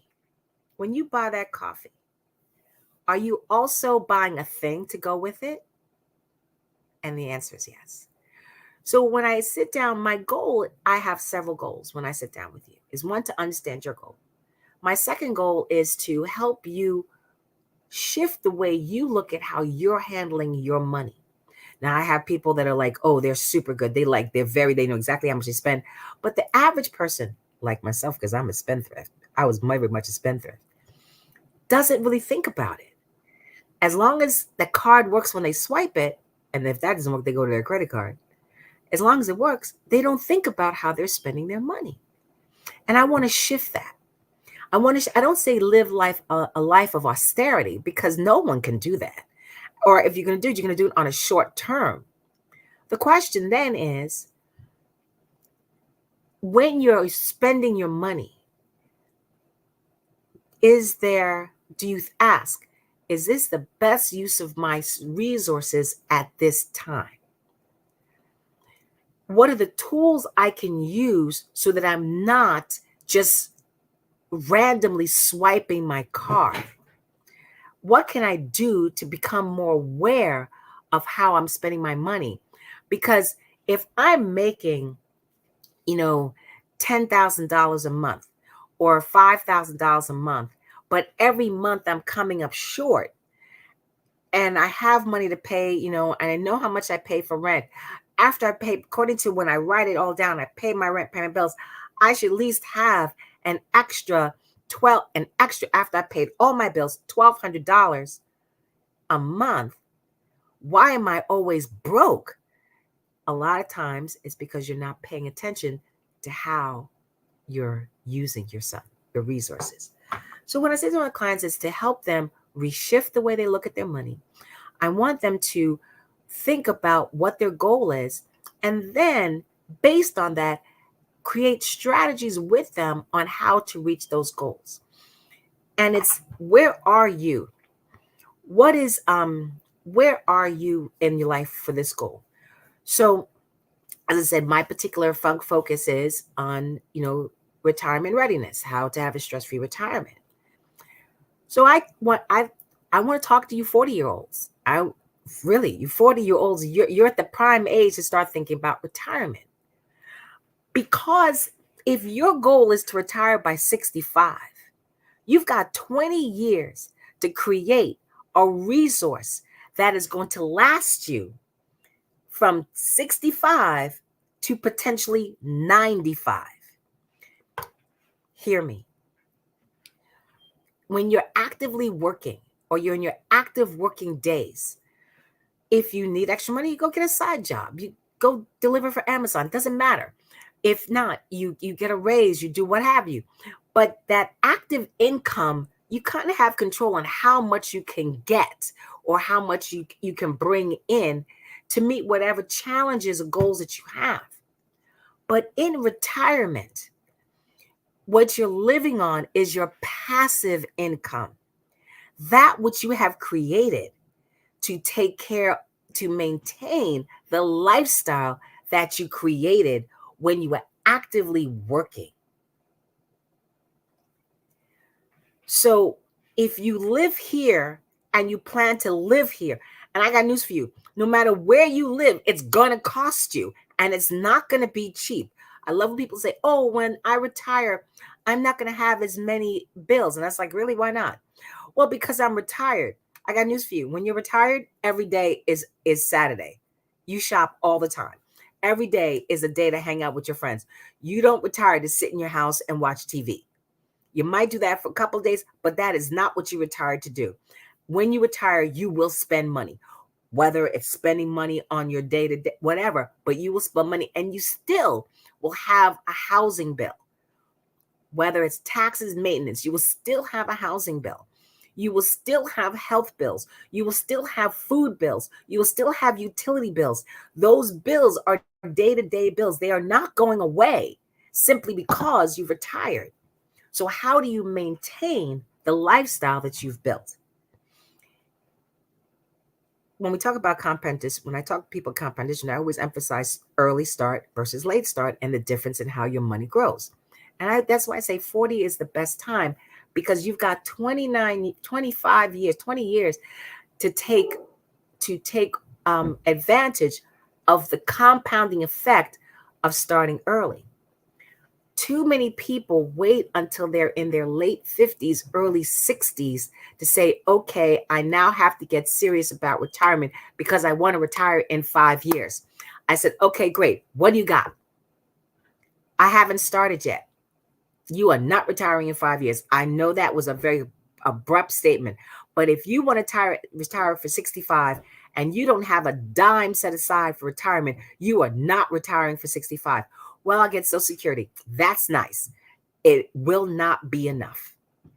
And then I'll say, if you really want to do this, what are you prepared to do? What are you prepared to sacrifice for the next 3 to 5 years to be able to at least kind of get to what you want to accomplish?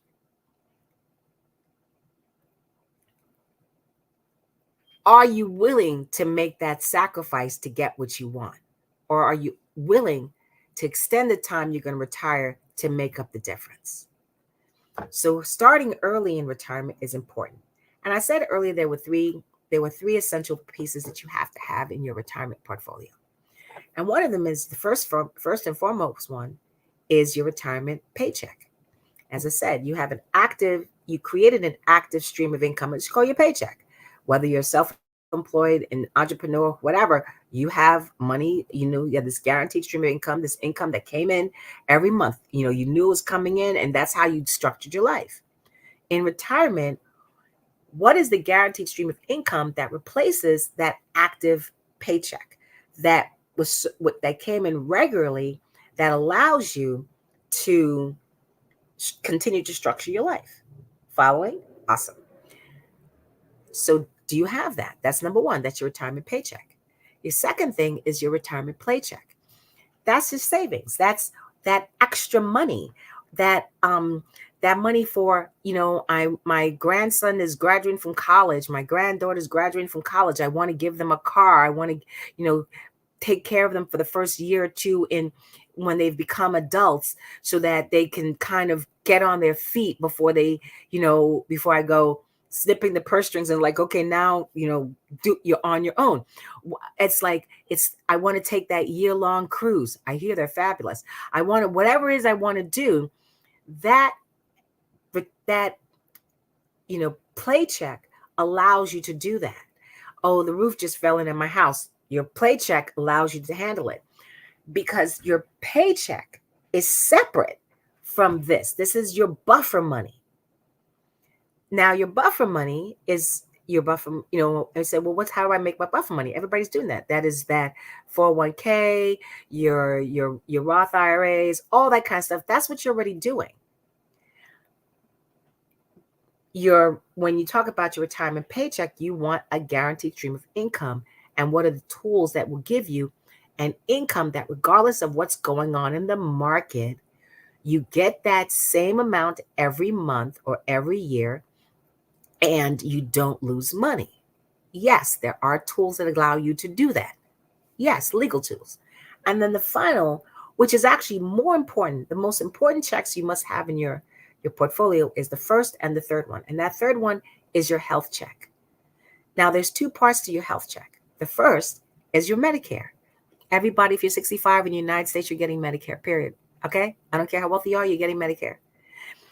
You have to get this check, your Social Security, your Medicare. You're going to get it. You have to end. But do you know how to get it? Do you know what all these pieces are?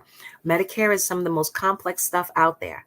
And people make mistakes all the time. And because they don't ask someone to guide them through the challenges of Medicare, and when they do that, because they don't do that, they will be penalized for life. And I'm really not joking. You'll be penalized for life for that.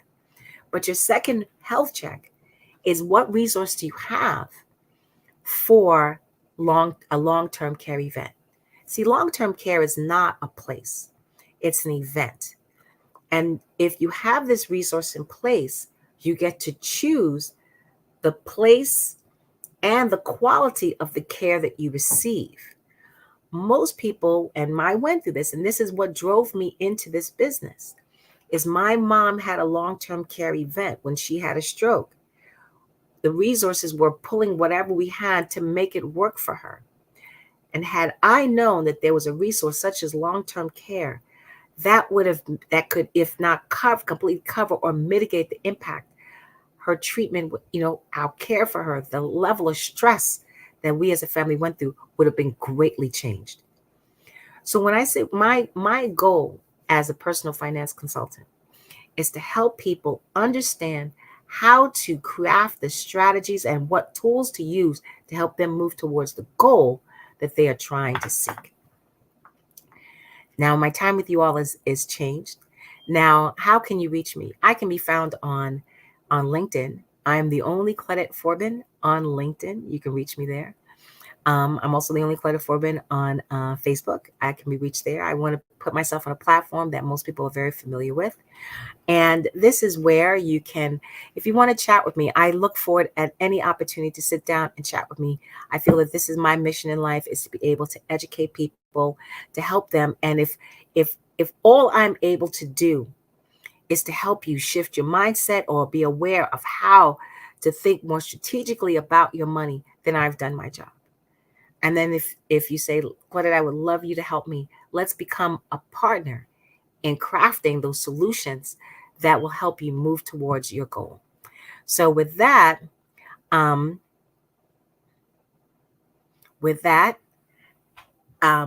want to thank you all for allowing me to have this opportunity to share with you a little bit about, not only my journey into the financial services space, but a little bit about the kind of services that I bring to my community, especially the Black community. We have always seemed to be steps behind everybody else, and not because we're incapable or unable, as because the information that we need has not always been readily available to us. So my goal is to make sure that this information is as readily available as possible so that we can make the right steps going forward and change the direction of our lives in our community for the future. Okay. So again, I want to thank you all for giving me this time to share with you. And so let me continue, because I am also your MC for this evening. And so I want to remind everybody about the purpose behind the Black Expo, which is our scholarship. The Black Business Expo's mission is to raise funds for high school seniors, our future, who are going to college, or for K through 12 entrepreneurs. I'm so amazed by the amount of entrepreneurs coming out of this age group. This expo is a fundraiser for students, and for those students, you can go to www.blackbusinessexpousa.com to donate to the scholarship, or to use the Cash App that's on the screen below, which is $BBXUSA. Our goal is to give laptops and up to $5,000 to 10 students. And for students who are interested, you can register online at www.blackbusinessexpousa.com. Now, every dollar counts, so we want to remind you to donate to the scholarship fund. And we want to thank our Black Business Expo USA sponsors for the month of May, the last month of the year. So we're on almost the last day of May. Can you believe half the year is already gone? As of Saturday, we will be completing the first half of 2024. So we want to thank NC100, Moody Capital Partners, Suede Soul, Lotus Richer Coaching and Training, Carolina, Virginia Minority Supplier Development Council, Step Management, The Hello LLC, Barbara H. Smith LLC, Margie McLean Foundation Inc., Genius is Common, Earth Essentials, 5-Star BDM Media, Mullane Shaney Global, Executive Women Success Institute, The Quality Coaching Company, Superwoman Business Services, Creative Force Studios, Lee Entertainment, Artistic App Design, Black Business Expo USA. Ladies and gentlemen, Genius is Common, and I will see you on the other side. I'll be back. I'm Kennedy Harris. My genius is being an entrepreneur. I'm the CEO of K-Lock, a company where I develop my very own line of kids supplements. I currently market my multivitamin for kids to help combat weak immunity.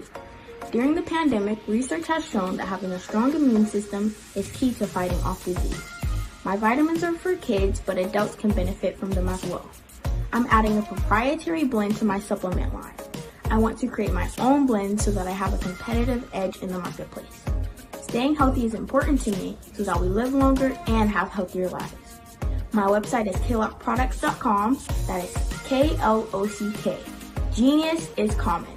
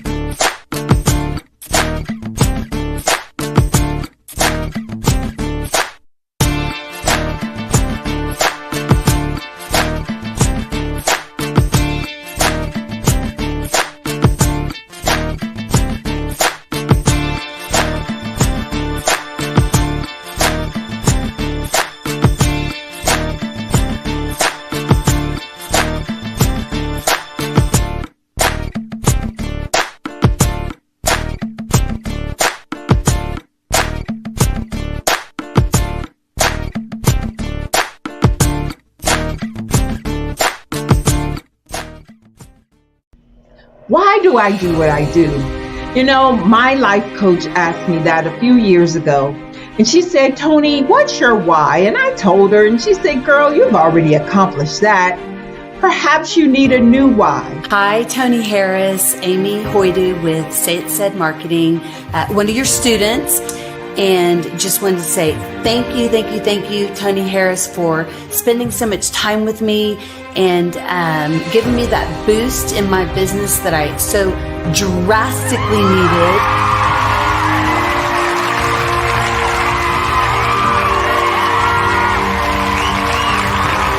My why is to touch, move, and inspire my clients to take drastic steps to be better than they were before they met me. I'm a resource. I'm a connector. I want to help people build deeper relationships that are beneficial to their life and business. That's what I do best. So, first thing you got to do is show up. And speaking is a way to magnetically attract your ideal client to you. How many of you use social media that way? Absolutely, and this is how you look to the world. Drastic steps are the steps that are needed to be successful. And my business is drastic denotes a mindset. Getting out of your comfort zone. Doing something that you don't necessarily feel comfortable doing, want to do, but you know it's a necessary step to be successful in your business. I get the most satisfaction when I see my connections flourishing into relationships long after I am gone. Hi, my name is Jasmine Augustine with Media Jasmine, and I've joined several networking and referral groups in the area. And Network in Action Northeast Houston with Tony Harris Taylor is one of the best organizations that I've joined. I love that piece of what I do, and it is what fuels my fire.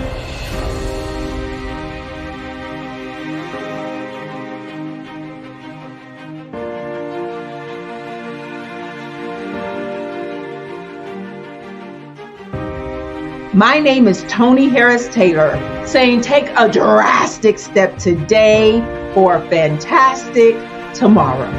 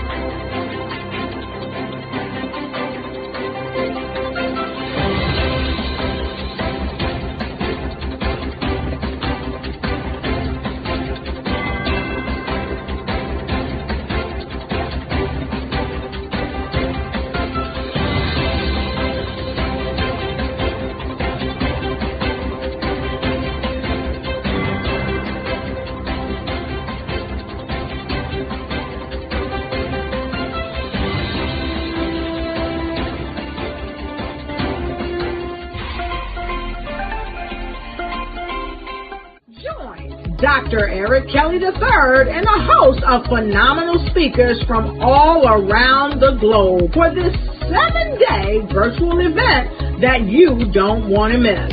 The mission of the Black Business Expo is to raise scholarship money from kids all the way from high school, all the way from college. The Black Business Olympics is one of the largest Black business showcases in the world. It is an opportunity for businesses and companies to showcase their businesses globally. We are going to be giving away laptops up to $5,000 away to students.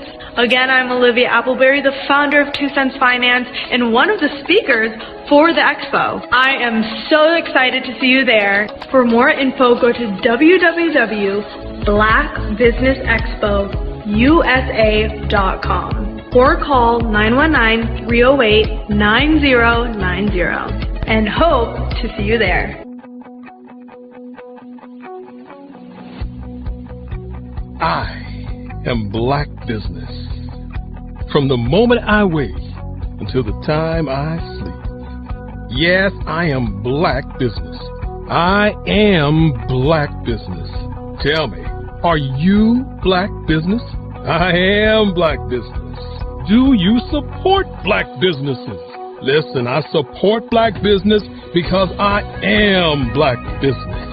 Black Business Expo, one of the largest business showcases in the history of Black business in the world. The world! Sign up today at www.blackbusinessexpousa.com or call 919-308-9090. I am Black Business. I am Black Business. From the moment I wake until the time I sleep, I am Black Business. I am Black Business. Are you Black Business? I am Black Business. Do you support Black businesses? I support Black business because I am Black Business. Black Business Expo, one of the largest business showcases in the history of Black America in North Carolina. Sign up today at www.blackbusinessexpousa.com or call 919-380-9090. I am Black Business. I am Black Business. From the moment I wake until the time I sleep, I am Black Business. I am Black Business. Are you Black Business? I am Black Business. Do you support Black businesses? I support Black business because I am Black Business. Black Business Expo, one of the largest business showcases in the history of Black America in North Carolina. Sign up today at www.blackbusinessexpousa.com or call 919-380-9090. 380-9090. I am Black Business. I am Black Business. From the moment I wake until the time I sleep, I am Black Business. I am Black Business. Are you Black Business? I am Black Business. Do you support Black businesses? I support Black business because I am Black Business. Black Business Expo, one of the largest business showcases in the history of Black America in North Carolina.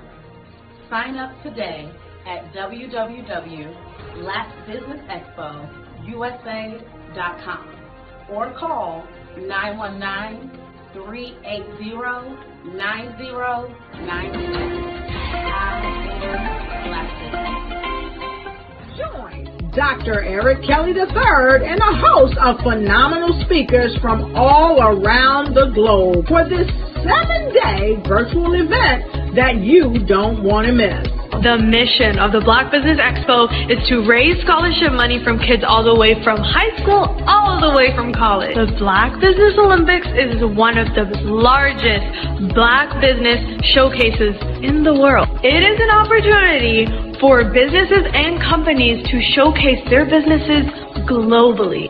We are going to be giving away laptops up to $5,000 away to students.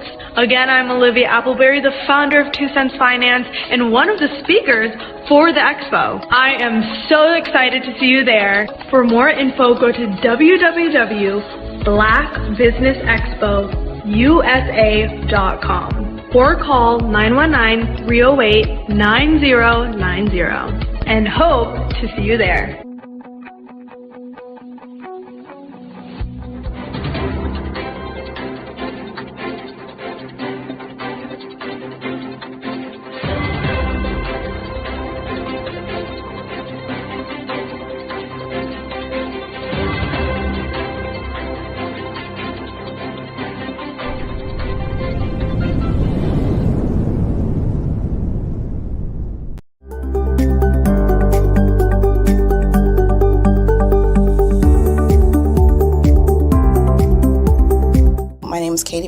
And I own Lexicon Presents Publishing.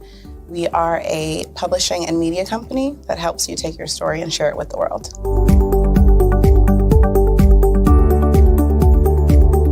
You know, for a while, I just had my family telling me to just hang it up, get over it, you know, and I had no support. And it was in your program that I really understood the necessity for having that help, having that support. And so now I actually feel like a CEO as we scale, as our clientele changes, as my company is opening doors for other people to, you know, take care of their families. It's just completely changed from just a mom who was publishing books.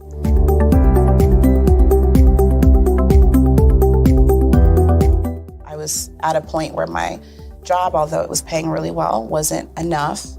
And my business was always in the red. And I was tired of it. And so I came in just hoping to get some sort of help to just not end up in the red every month.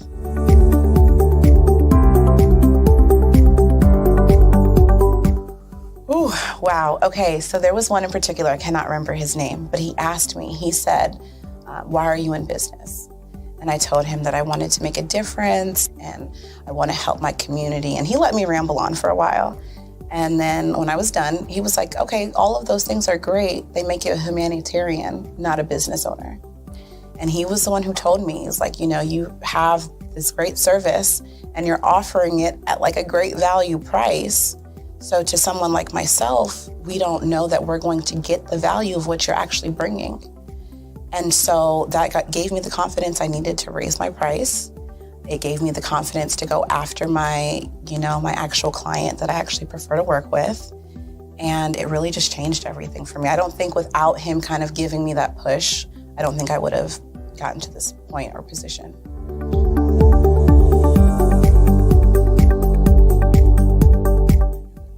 Wow, the benefits is just having a coach that holds you accountable. They set goals with you. That's been my favorite part. She has amazing experience, you know, and so she brings her strategies and her ideas, and she helped me narrow down, you know, what services I actually wanted to offer, how I could actually continue to offer it, how many clients at one time could I have. All of the information that she's given has just really transformed my entire company. And so I know I would have never gotten to where I am today and having some of these partnerships that I'm, you know, having now without her help.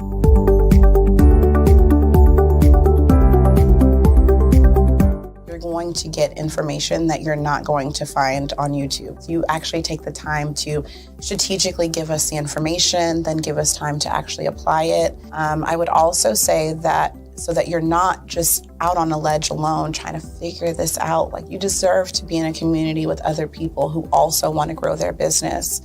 And then finally, you know, the biggest thing I think I took away from CMET was that I had a whole office in Longwood, I still do, and at the time I had not paid my business tax receipt. I didn't know that that was something you had to do.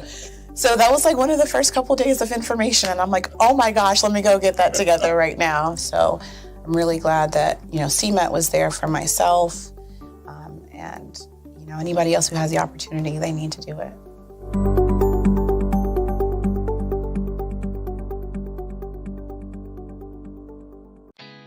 Did you know women represent just 3% of Fortune 500 CEOs and less than 15% of corporate executives at top companies worldwide? Have you wondered what the secrets are to getting into the top ranks, whether in the private or public sector? Do you want to figure out how to stop being held back in your career or passed over for promotion? Then you're in the right place. Hi, I'm Dr. Madeline Ann Lewis, President and CEO of the Executive Women's Success Institute. I have decades of experience in the military, the federal government, and corporate America. And my mission is to help women succeed and tap into their full potential. I want to reach 1 million+ women around the world to become the leaders they are meant to be. So if you want to move into a management or executive level position, or maybe you are a female veteran transitioning out of the military into business entrepreneurship, then reach out to the Executive Women's Success Institute at 301-693-3284. Let us get you on the fast track to success.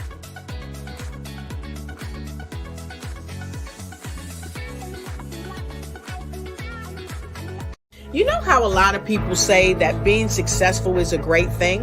Well, it really is. Yet having a successful mindset is the thing that propels people to their ultimate success. Now, many of us get stagnated.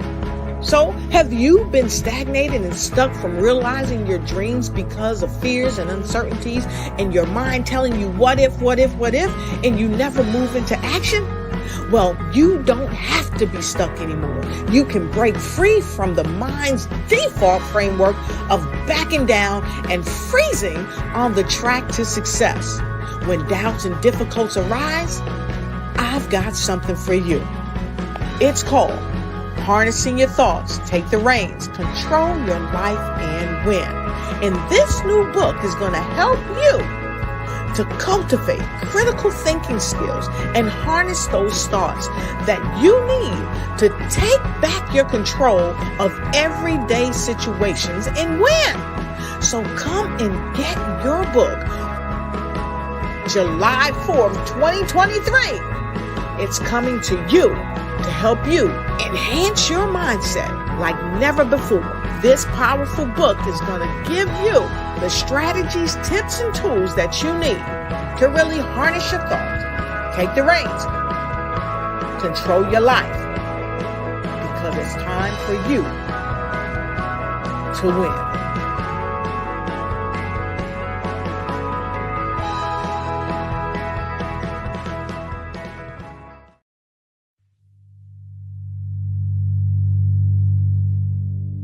So what we have to do is when we get in the spot, we need to create some spots for us.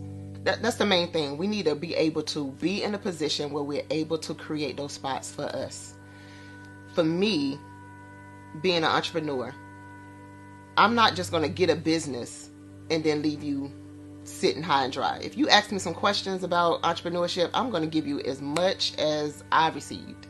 I've seen people who made it, and then when you ask them, it's like, okay, now you have to pay me for the information, the same information I got for free.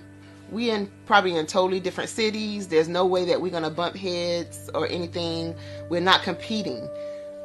Bring me up with you. And so I just think that whatever education that I have, then I need to be able to give that to my own as well. So create the spots. You can create the spots when you get there.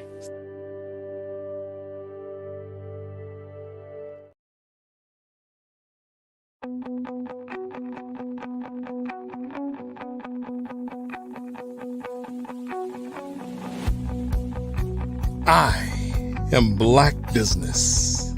From the moment I wake until the time I sleep. Yes, I am Black Business. I am Black Business.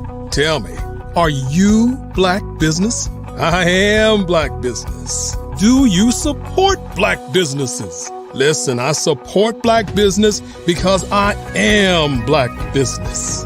Black Business Expo, one of the largest business showcases in the history of Black business in the world. The world! Sign up today at www.blackbusinessexpousa.com or call 919-308-9090. I am Black Business.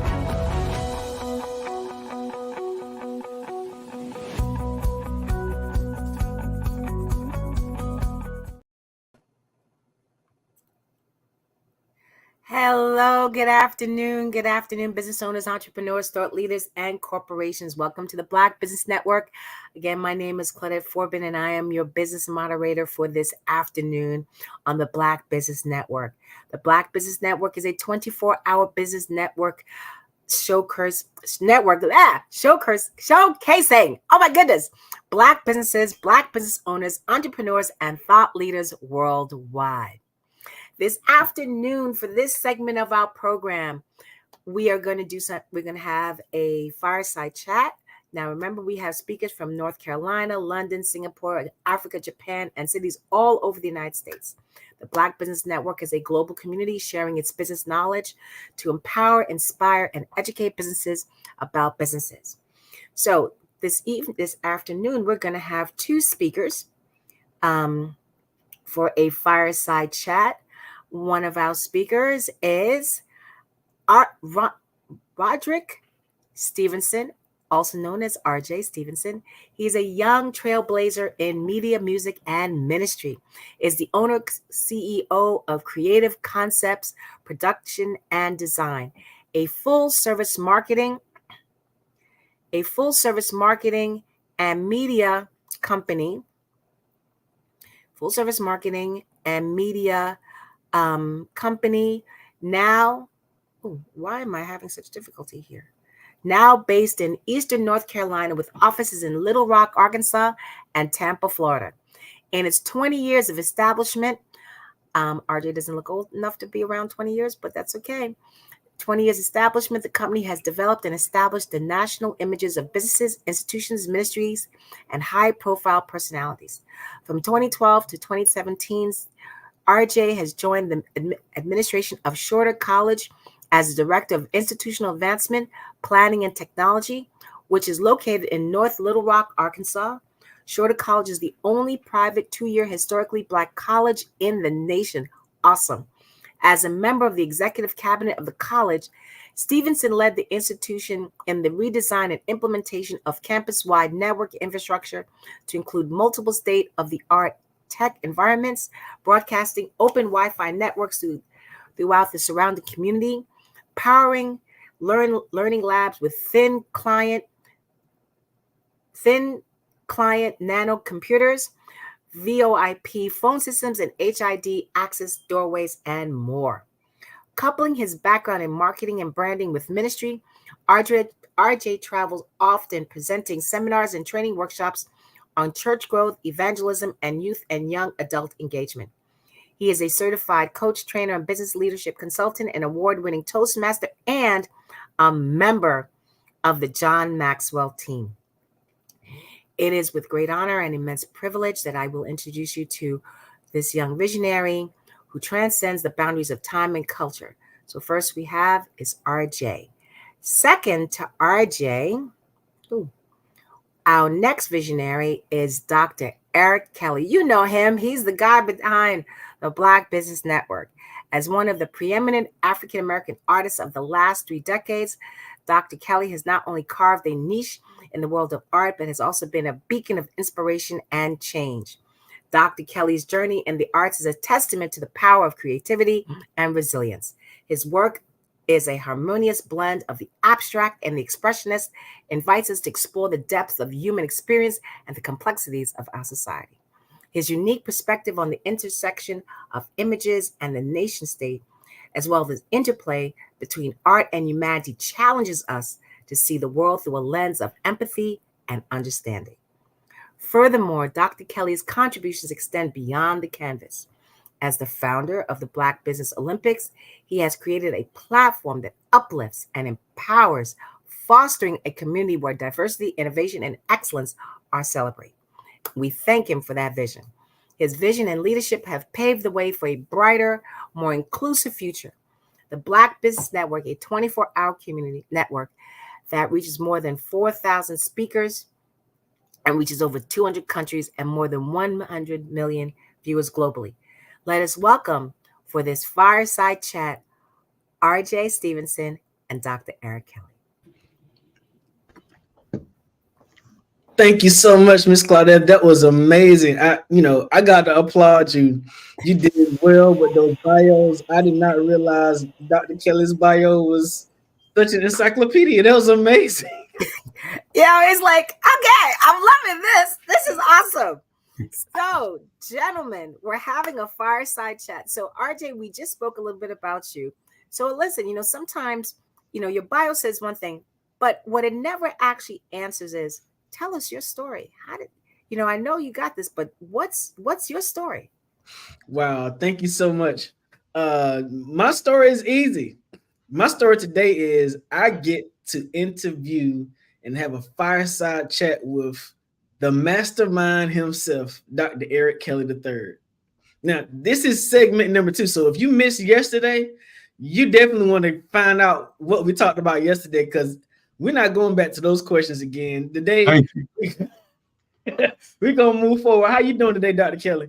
I'm doing great. I think it's always awesome when we get the opportunity to spread the message about the journey, a journey that started 5 years ago. And yesterday, I really enjoyed that the interview.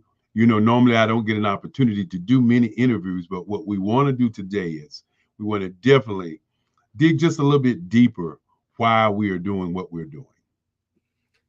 Man, well, where we're starting today is we're going to bridge the gap between 1989, when the Black Business Network was established, and 2024 as to where we are now. How did you see what's been able to be progressive between 1989 and now? Well, 1989 was a time where we really was the beginning.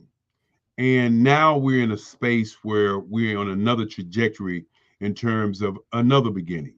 Even though we are 5 years in, I remember the first time my grandmother brought the idea of the Black Business Expo to me in 1989 and said she wanted to bring Black businesses and white businesses together, because she said in the rooms that she was in, she would hear white businesses or white corporations saying that they couldn't find competent Black businesses, and she wanted to change that.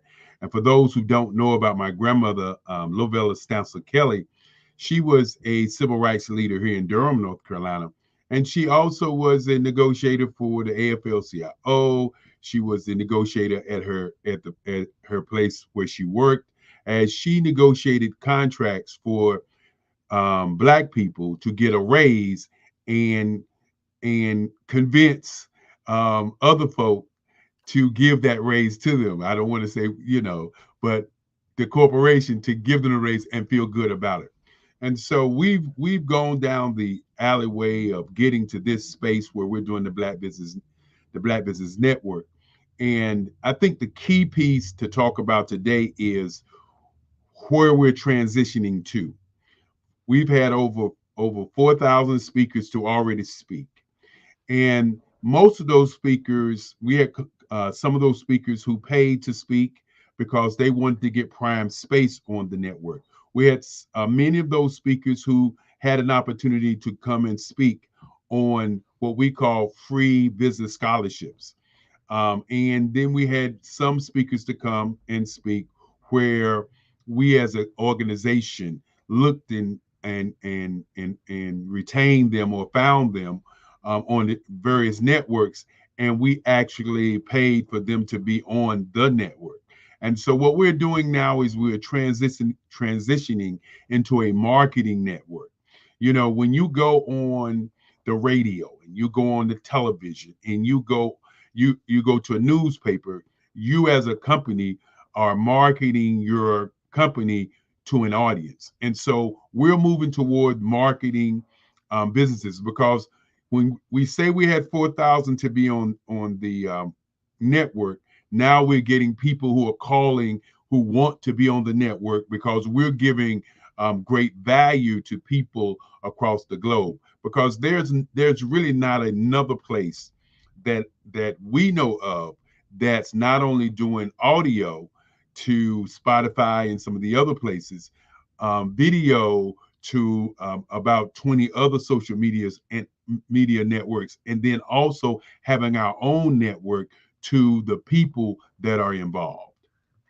So I don't want you to start crying, okay, when I make this statement, but you do realize that from 1989 to 2024, how many years is this network? But that is what it is. You know, when people think about it, you know, and they see us, they don't realize how long we've been doing this. This is not an overnight piece, because the Black Business Expo that started all of this back in 1989, officially in 90 was the day we changed the name from a special show to the Black Business Expo. We have been cultivating the Black community ever since my grandmother. So 35 years, sir. Having done this for 35 years, and now you're talking about making the shift to a marketing network. It's about time, wouldn't you say? I mean, this is very difficult to do as you've been doing it. Let's tell the truth. You know, you've been financing a lot of this out of your own personal resources, you know, and though we take hats off to you for having done that for as long as you have, you know, based on what we hear here in the conversations that we have here at the Black Business Network, that's not the way to scale. The way to scale forward is to develop a monetized system that takes care of itself. And we believe that the value that's brought to this network sort of demands that people put in or invest in their own businesses, invest in the quality of the knowledge that they're bringing to the table to actually cause them to reach a global network. What made you decide to take the turn from being more of a not-for-profit to doing something that will be more viably financially offered in the marketplace? Well, when you start talking about monetization, you really are talking about the Black Business Olympics. The Black Business Expo is a expo that runs, that people buy booths and they pay for advertising. Corporate sponsors spend their corporate dollars to be a part of an event that lasts for 2 days in North Carolina, which is held as the largest Black Business Expo in the state of North Carolina. And so when the pandemic hit and we began to do the Black Business Olympics, which is an arm of the Black Business Expo, we decided at that time, because of the pandemic, that we would work toward helping Black businesses and speakers to put their message out, because helping them to put their message out help them as business owners. And then the other piece to that is that by the 145 speakers that speak at the end of the month, because again, we did one, and then we did 4 quarterly in 2021, and then we did 6 every other month, and then last year we did every month, and this year we're doing every month, and we're working on doing 2 weeks in the month of this year. And so as we begin to look at how you get a new customer, what it really costs to get a new customer, it takes a cost of probably 5 times as much as it takes just to retain your client or customer. And so as we begin to look at how we're doing business for the future, we have to move into the future with business owners who are truly committed to their companies. Because if you're not committed to your company, then you're not committed to spending for your company to get new customers. Wow. And as you're scaling from the expo to the Olympics, now we're on a network. You've also had to scale your duties and responsibilities too. You've gone to become the back end producer of the Black Business Network. What has that experience been like for you, having to call all the speakers, having to line them up? If you've been on the network, you know that before you come on the stage, Dr. Kelly's going to take you in the green room and make sure your camera and lighting and all that kind of stuff is like. What has it been like for you to be, as you call all the time, the army of one? Well, one of the things that you have to understand is when you're on the planet and you're thinking about what you want to do and what you want to leave as a legacy, you have to understand that there is going to be some times where you're probably going to have to sacrifice not only time, but you're going to have to sacrifice energy. As we look to move into more of a marketing atmosphere, we're definitely looking at having more people to work with us, because an army of one is great when you have something small, but an army one is not great when you're looking at doing 365 days of the year, 24-hour network. People know that you're going to need people to invest in themselves and invest in time to do what we're doing. Now, when you ask that question about calling all the speakers, also being the engineer to the event, and then of course being the person who has to do the research. And it takes me back to a time of a lady by the name of Madam C.J. Walker, who started her company out and began to move her company across the country in a very racist time. And it makes me think about all of the great Black heroes, like the Malcolm X's, the Mandelas, the Martin Luther King Jr.'s, the Marcus Mosiah Garveys, who wanted to show Black people's greatness. And each time that they pushed towards showing the greatness of Black people, something happened. And so I wanted to leave a legacy of showing the greatness of Black people. And so a part of my energy and a part of my sacrifice was to create a model that could be pushed to another level. And right now, after 4 years, we're going into the 5th year. It's time to move this project into the next phase, because what many people don't understand about people like myself is that we look at projects in phases. And this is the 5th phase of this project. We still haven't gotten to the 365 days, which is going to take 3 more years. But we're in a phase now where we definitely need to move to people investing in themselves as they are looking for new customers. Well, in previous years, there was a predecessor of pretty much content for the Black community. It was a 24-hour network. It was a great platform for filmmakers, a great platform for those who were producing reality shows, television, those sorts of things in the cable industry. Now we realize that though some breadcrumbs of what the initial intent of that network was still exist, by and large, our community is no longer engaged in that space. Now that we've moved into a digital and mobile age of information and communication, have you intended for the Black Business Network to replace that place of communication for the African American in today? Well, that's a very interesting question, because I'm not looking to replace anyone or any entity. We are creating an entity that pretty much has never been done before.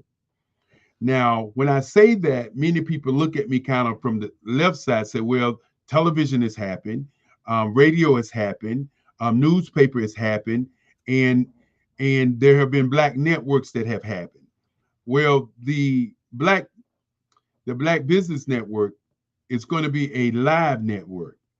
And the question always becomes, how can you do a live network without issues?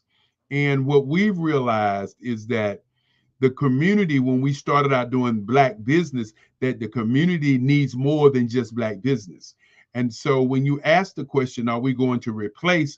My answer to that is not we're going to replace. We're going to step up and include in a vacuum that is there for Black people all over the world. And I think that's something that we haven't seen. And I think that's something that's notable. I know we're talking about stepping up to do something different, pretty much enhancing the market viability of that thing. But can you talk about briefly the other areas of content that you're looking at bringing to the network moving forward? Well, when you begin to look at content, you got to say the word channels.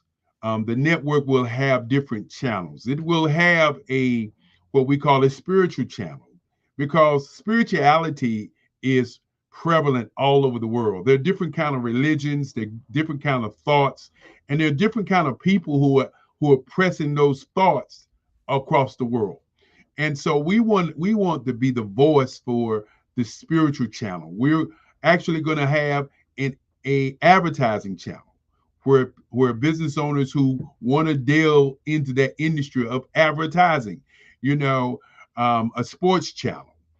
And these channels that we're talking about and these industries that we're talking about will be live channels where you'll have people talking about it day to day, what's going on. There will also be a media channel.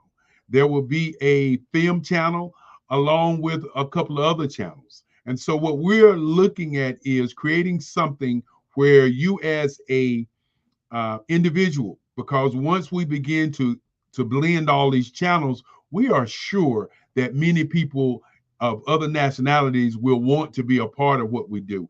And we are planning a way for everybody to be included, because we do want to be inclusive. But one of the things that we don't want to do is we don't want to press out the voice of Black people around the globe. So you're saying around the globe.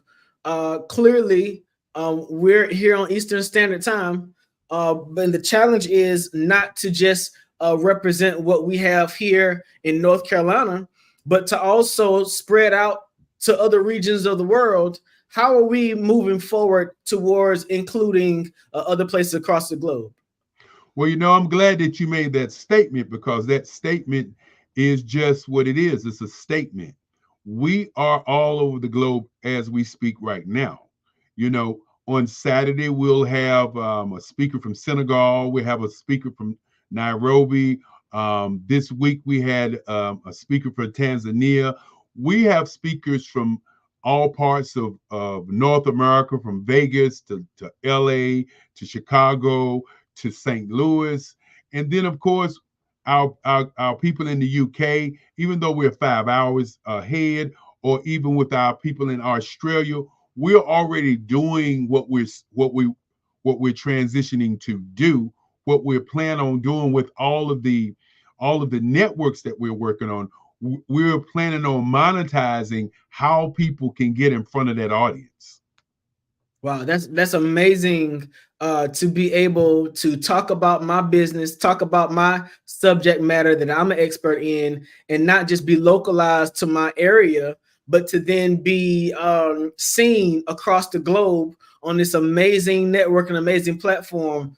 How are you looking to roll this out so that people all over the world will know about how they can become involved in this? What are you looking for people to do in the marketplace to support this cause? Well, right now we are planning on July. You know, this is May. July is going to be, June is going to be our advertising and marketing, not only to the over 4,000 speakers that have spoken, but to the audience. You know, many people ask the question, you know, what are your numbers? What are your numbers? What are your numbers? And what we have done is we have worked very hard to include numbers in terms of social media. But we are right now putting together packages for the numbers that we will have for people to be able to understand one thing that's very, very important. And what is the acquisition cost to get a new client? I think many people miss that part. You know, what does it really cost to get a new client? If you invest right now, you know, $2,000 into your social media for the year, it's going to cost you what, $10 for 200 clients? The question becomes, even when you get those 200 clients, you know, are those 200 clients buyers, suspects, or prospects? And so when we look at what companies and corporations pay to get a new person to come on board to work for 4 years, that's $80,000. So we already know what the numbers are to acquire a new client. But then another piece that many people don't look at as a business owner is, how much does it cost to retain an existing client? Because you do have competition. And these are the kinds of things that we're working to put in a package, so that when we began to monetize the network. And what I think another thing that people don't realize, when we talk about monetizing, we're not talking about monetizing for people to actually be on salary for these high salaries. We're talking about monetizing the network so that we can actually fulfill the need that we put on the table, which is our why. And that why is to raise scholarships for kids. What we have found out is this: while our humanitarian effort is great and it's wonderful, we have found out over the last 5 years that it takes time to raise money the way that we're raising money for these kids. And the other thing that we found out is that when we look at the stats, 100,000 kids, Black kids, are killing themselves. We know that there's a problem there. And if we continue to do the same things, we will get the same things in our neighborhoods, with our kids, because the average age on the planet is 27 in North America. The average age in Africa is 14, but the average age in Australia is 25. South America is 24. And the kids that are killing themselves are in the 18 to 24 bracket.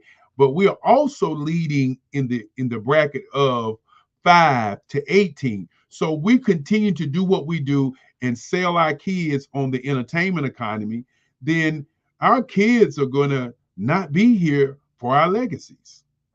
So what you're talking about and describing is this thing I learned about this year called psychographics.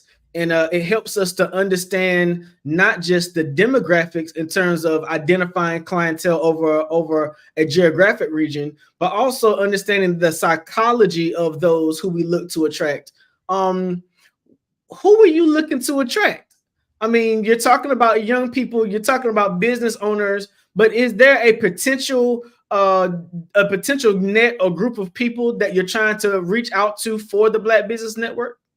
Well, the people that we're reaching out to, and I'm glad that you broke that psychographics and demographics down. We're working to attract young people who want to be entrepreneurs, who want to change their lives.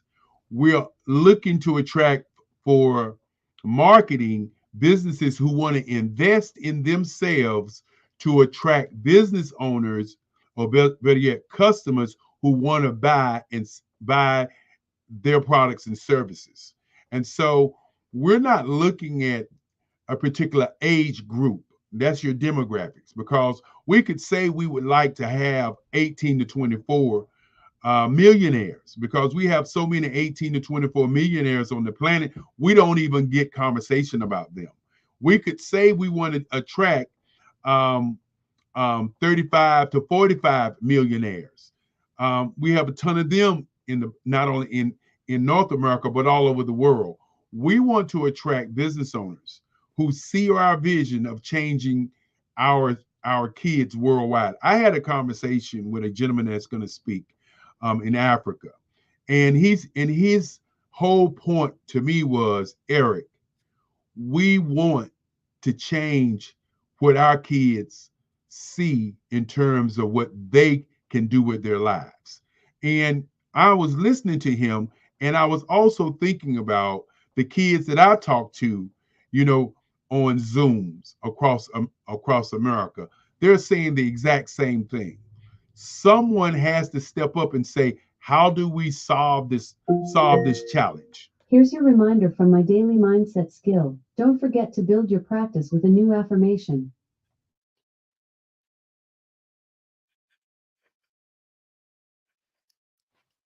Dr. Kelly, to be at the seat that you're in, I do not find it interesting that you have a digital voice using AI to remind you to do a different affirmation on a daily basis to help you push towards your business.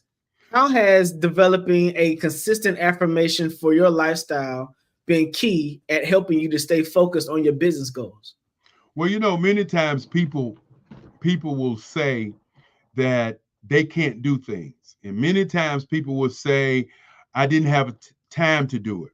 But what I do is I do an affirmation every day, this same time. And one of my affirmations is, I will, I can, and I must. And then I put a trigger word in there called why. And then I answer that why with, because my life depends on it. So each morning at 6 o'clock, I plan out my day and I look at what can I do to affect the mindset of people around the globe. Whether it's my conversation in Africa on the 9-nation tour that we're working on to create museums for Black people around the globe, or whether it's the Black Business Olympics, where I'm talking to people from the UK who are saying they want to be a part of what we're doing.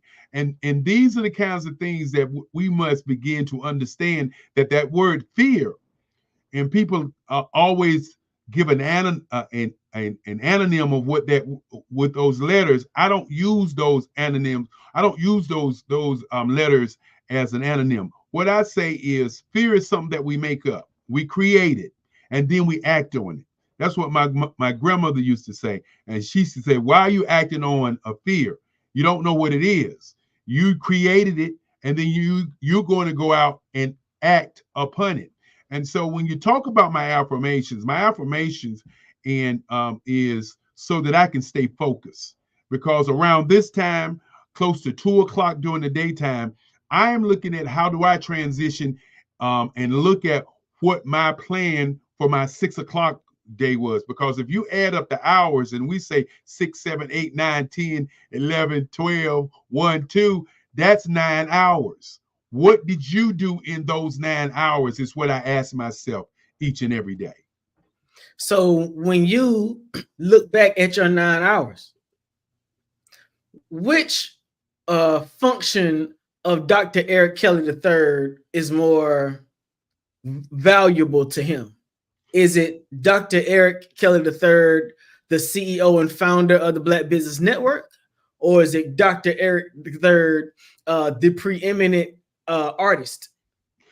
You know, I knew you was going to ask that question. You know, always when I hear that question, I think about my mom's, and you know, because you know, it was a time when I didn't draw and paint every day, and my mom came to my house, and you know, I was just one of those mornings where I wasn't really doing anything because I paint and draw every day, ever since I was 7 years old. Excuse me, 4 years old. And so she came to me and she said, "Why are you cheating the world?"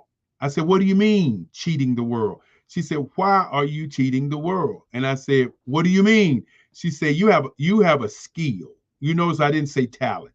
You have a skill and you're not sharing that skill with the world every day. And I said, I never thought about it like that. And from that moment on, when you ask that question, 6 o'clock in the morning, I pick up a paintbrush. Even when I'm having conversations and planning my day, I am painting. When the Black Business Olympics is going on, I am painting.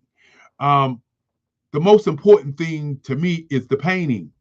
The painting allows me to not only stretch my mind to think, it also allows for me to make art, to create art, to go into a space where there's nobody telling me what to do or how to do it. Nobody patting me on my shoulder just as this network saying, you can say this or you can't say that. And so these are the spaces that if we all would go into and see that space for a moment where we can truly look at what I call critical thinking about your life, I believe that we all can create a better life for ourselves. And it really helps me to do that. Well, I sure look forward to the Black Art Network as a channel on the Black Business Network, so we can develop a space where you can share with the world the value of what you do every day. I'm sure that will help your mama be a little bit happy. Well, not only that, you know, the art channel is going to be called the Art Icon channel. And this is going to be one of the channels that's not just going to be for Black artists, but it will be for art icons all over the world. It will feature, you know, collectors. It will feature gallery owners. It will feature museum owners. It will feature artists. It will feature curators.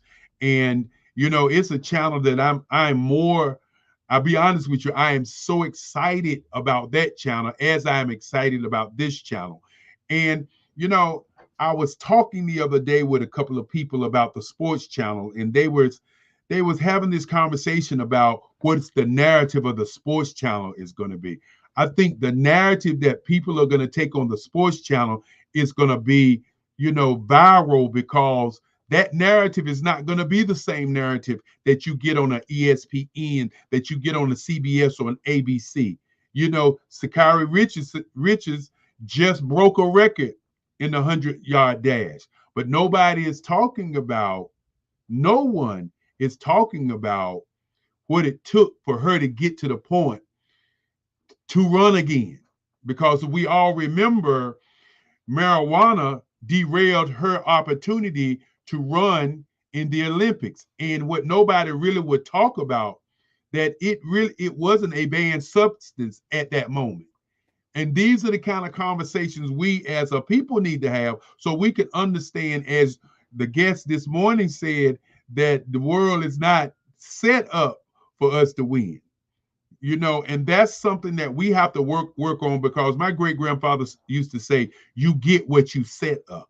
And so what we're setting up is a network that will entail all people around the globe. So when something like the pandemic happens again, we don't get a message that the virus is not affecting Black people, and Black people go out and work, and then a disproportion of Black people die because we don't have Black scientists talking about it. And you know, I want to make one quick statement about that, because I want to really drive it home. There's a gentleman in Virginia who was living in his home, and he had a roommate. His roommate caught the virus, COVID-19, and went to the hospital. And so I want you to understand that's his roommate. And so he's sitting there and he's thinking to himself, and you can look this up. This was done on the BBC. It wasn't done in America. The information wasn't in America.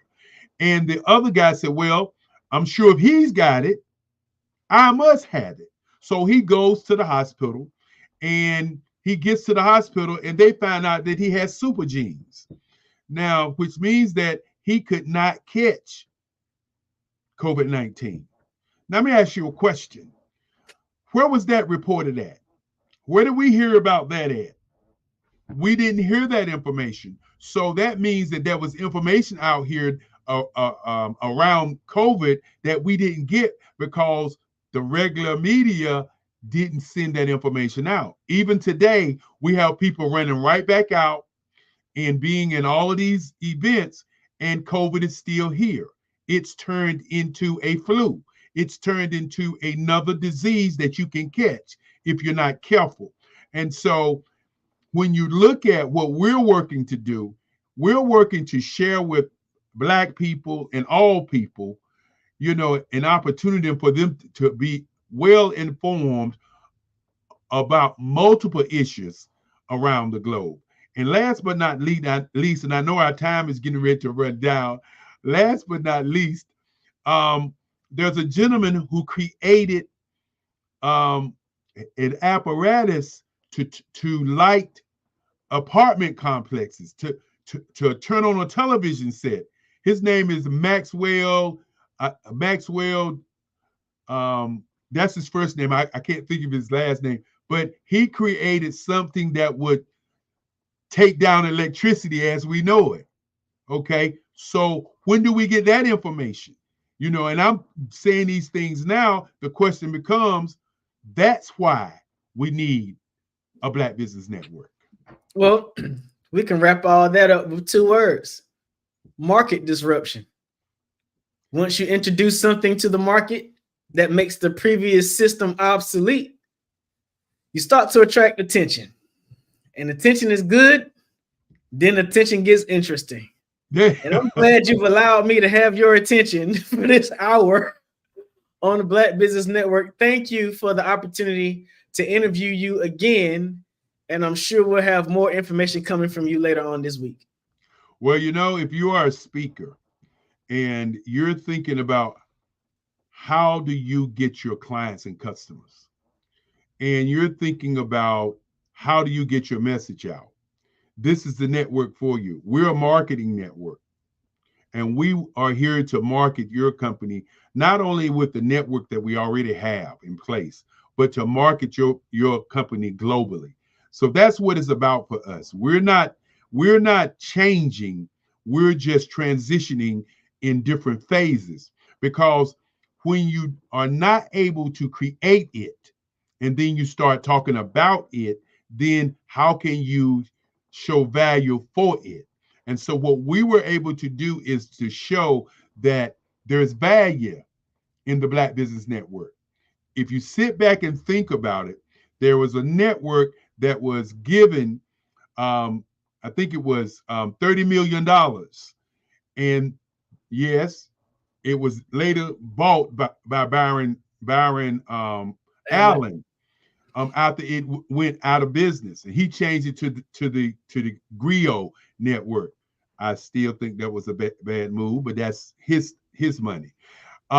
They went out of business, and the reason they went out of business is because they came into this space and they wanted to pay all of the rejects for the other networks.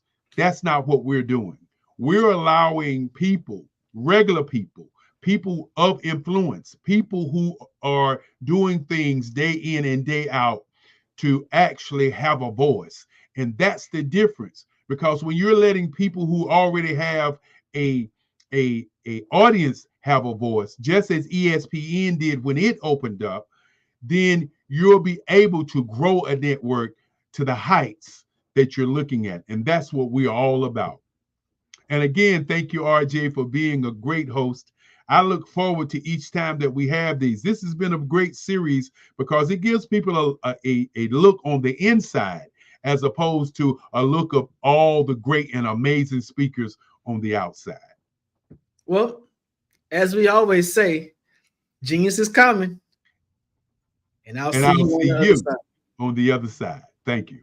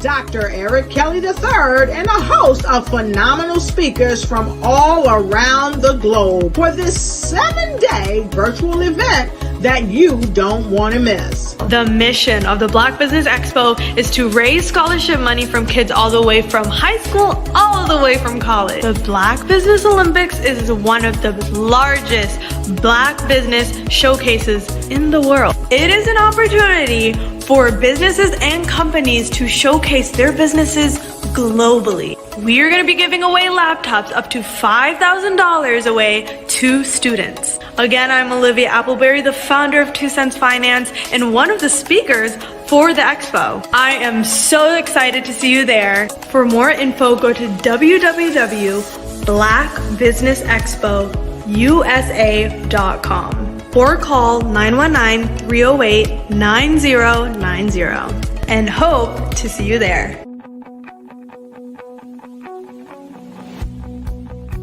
I am Black Business.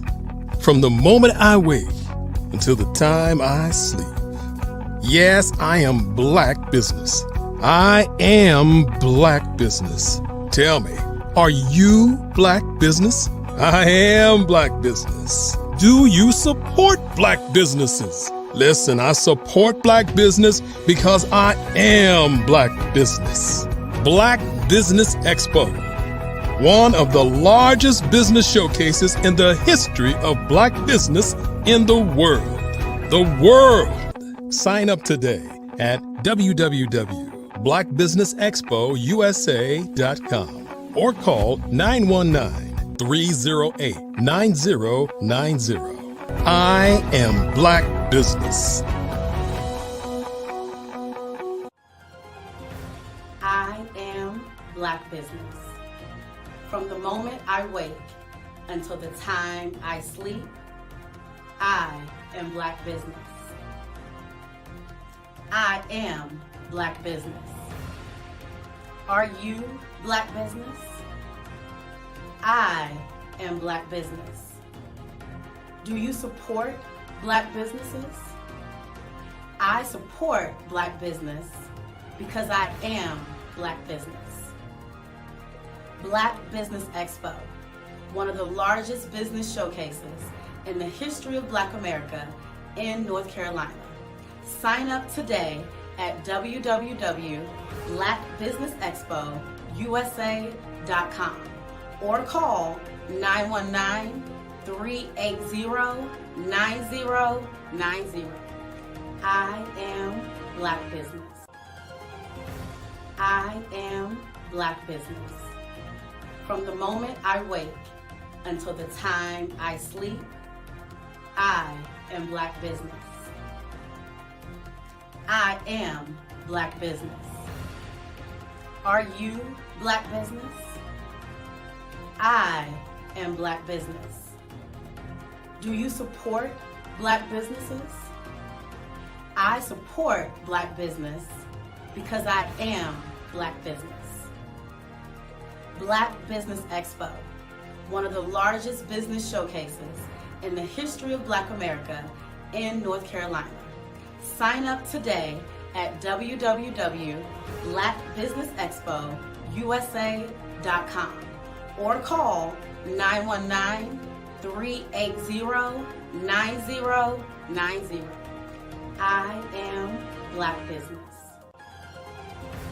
I am Black Business. From the moment I wake until the time I sleep, I am Black Business. I am Black Business. Are you Black Business? I am Black Business. Do you support Black businesses? I support Black business because I am Black Business. Black Business Expo, one of the largest business showcases in the history of Black America in North Carolina. Sign up today.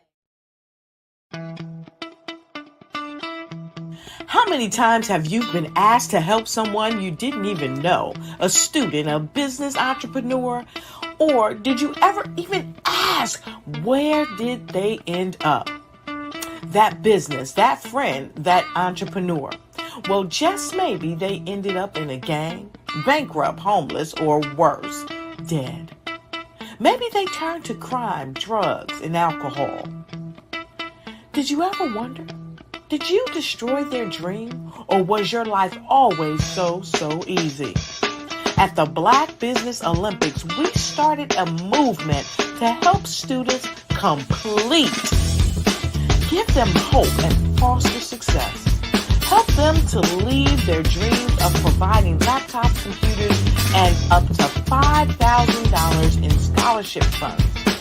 Today, we ask you to help a student, a business owner, or an entrepreneur to realize their dreams by sponsoring them, supporting them, and buying from them. Consider this. With $1.6 trillion in our Black community, we only ask for a small donation for our students, our businesses, and our entrepreneurs. And you can change a life today. So I ask you, what are you going to do? Sit on the sideline and watch our students in high school be leaders, miss out on their dream from lack of resources? Or are you going to donate to the movement and change their future and yours as well? Give us a call today at 919-308-9090. Change their life by investing with action to the Black Business Olympic Fund. The Black Business Olympics, one of the largest business showcases of Black business in the history of the world.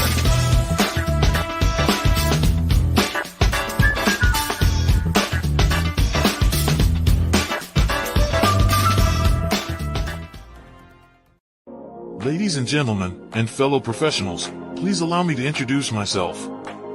I am David Jones, the co-founder and CEO of the Hello LLC, where I am passionately dedicated to guiding individuals and businesses toward their own return on time investment. Time is my only competition. With over 20 years of experience as a corporate C-level executive, I bring a wealth of knowledge and expertise to the Hello LLC. My career journey has been marked by a relentless pursuit of excellence in marketing, strategy, and business management leadership. I have had the privilege of working with renowned Fortune 500 companies such as Xerox, American Airlines, Hilton, and Geico. However, what truly drives me is the transformational work we do at the Hello LLC. We are pioneering a new approach to business in the metaverse, where we empower businesses and individuals to build strong foundations, automate their processes and systems, while thriving in the ever-evolving digital landscape. More than just a 3D digital marketing agency, the Hello LLC is truly a community built on love, kindness, and integrity. We want more for you than from you. As I often say, collaboration is the new competition. In an era where time is the most precious commodity, I am here to guide you toward your own return on time investment, because if time was sold in stores, it would be sold out. With a deep commitment to excellence and a strong belief in the power of community, I don't just lead a company, I lead a movement into the future of business. Ladies and gentlemen, it is both an honor and a pleasure to be your guide on this remarkable journey. I am David Jones, and together, we will embrace a future marked by success, collaboration, and the transformative work we do at the Hello LLC. Hello stands for helping everyone live life optimally. So, let's make that pivot together and start living life optimally today.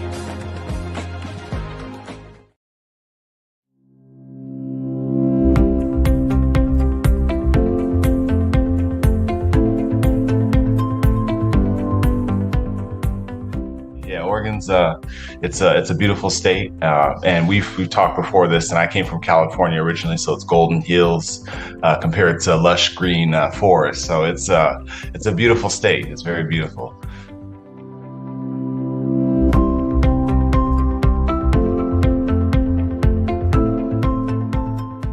Understand how to take your what you know in the real world as a human and what you know about your business. And you need to marry that with the algorithm. You need to combine human with machine learning.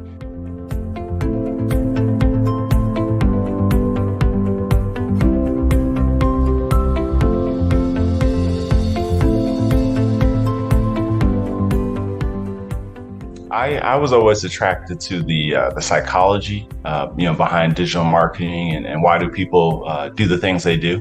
But then it's quantifiable, right? So then you can attach revenue to it, right? And it's if I can understand and get to the mind of different segmentations, then I can start to show them things that will get them to buy the product that I'm trying to show. And to me, that's just fascinating. That is amazing that you can do that.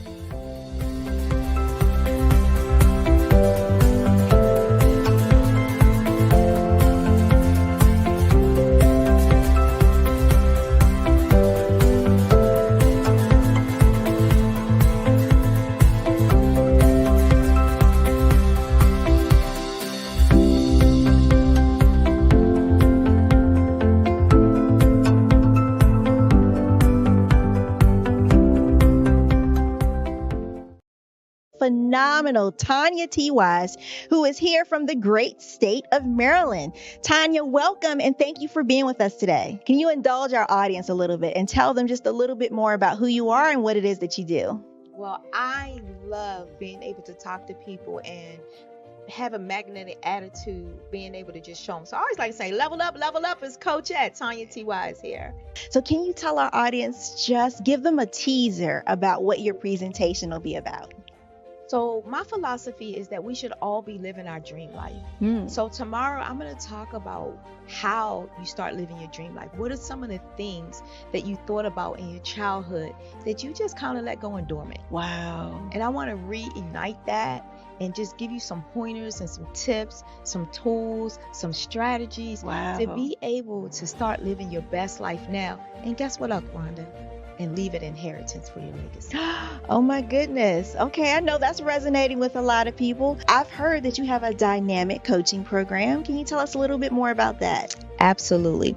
So our coaching program help people that have the lack of time, that lack strategies, and lack the confidence to go after their dream life. So we help them implement tools, we help them implement strategies, as well as give them resources so that they can live their best life now and leave that inheritance. Wow. Oh, I love that. I love the leave the inheritance part. Listen, you are dropping some major nuggets, and I know a lot of what you're saying is resonating with a lot of people, but I think we're all curious. How did you even make this transition into the speaking and coaching arena? What's the story behind this? So I started out in finance, and I realized that a lot of people don't necessarily go after their dream life because of the lack of finances or the education behind finances. But it wasn't until I lost my firstborn, my only son, that life changed for me. And where I was going after it all, living the corporate life, hit my 6-figure income and living in my dream house with my dream man, driving my dream car. I nearly lost it all when I lost my son. And so I realized it only takes one financial catastrophe that can change your entire life. That's what made me start All New Beginnings. Because no matter what's going on in life, there's a new beginning. And because of that, we develop a program called Wise Minded. My little slogan is, don't just dream it, let's live it. If they want to connect with you or work with you, what is the best ways for them to be able to do that?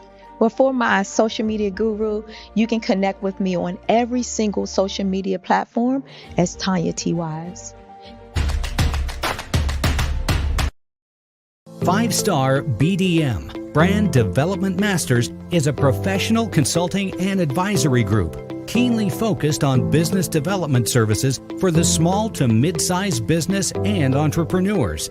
Although every business is unique, they often share business development challenges that can be addressed through smart branding. Services include process improvement and operations, digital strategy and transformation, business intelligence, digital marketing, and personal branding. Our business and personal branding company has helped a number of professionals and organizations to optimize and grow. This results in more business, more opportunities, better reach, positive outcomes. Visit www.5starbdm.com today to learn more.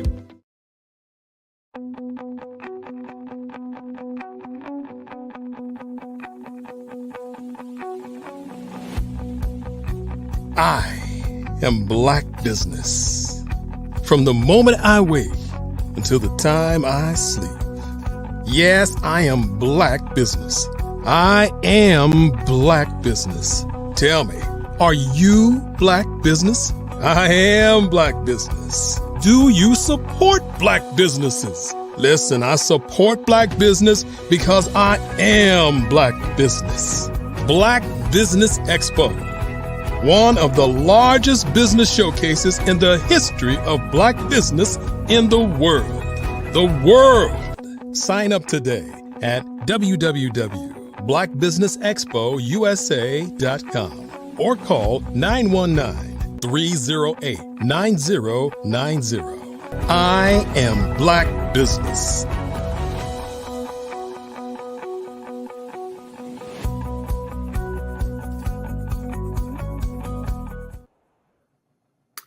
And welcome back, everybody. Welcome back again. My name is Claudette Forbin, and I am your business moderator for this afternoon on the Black Business Network. Now, the Black Business Network is a 24-hour business network showcasing Black businesses, Black owners, entrepreneurs, and thought leaders worldwide.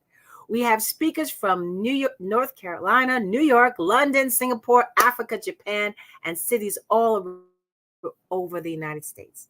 The Black Business Network is a global community sharing its business knowledge to empower, inspire, and educate businesses about business.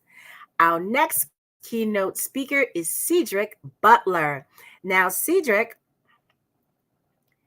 is the founder of New Era Success. Born and raised Brooklyn, yay, Brooklyn, New Yorker. Growing up, he always liked math. So when he got to high school, a teacher recommended him taking up accounting. Now, after receiving a degree from Florida's Memorial University and working in the corporate accounting world for very small to medium-sized businesses for 18 years, he has decided to become an entrepreneur. He has now established New Era Success LLC in 2016, where he wanted to be able to offer a way to get more funding. He wanted to get more funding and couldn't receive what he was looking for with a credit score of 660. He stumbled across a gentleman who told him about building credit for his business. Now, once he did some research, he knew he wanted to learn more to educate others on how to get this funding. So without further ado, let's bring on to the stage Cedric Butler.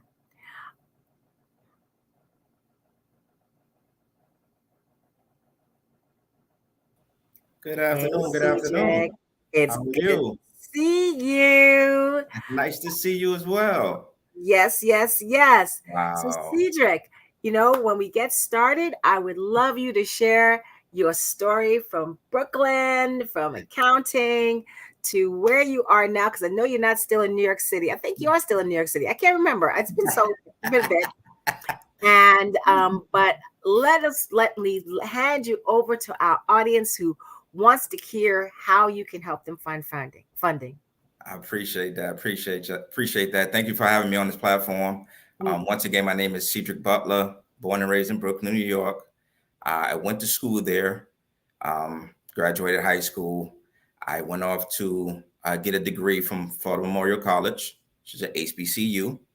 And then I wound up staying in Florida because my mom moved down in 94.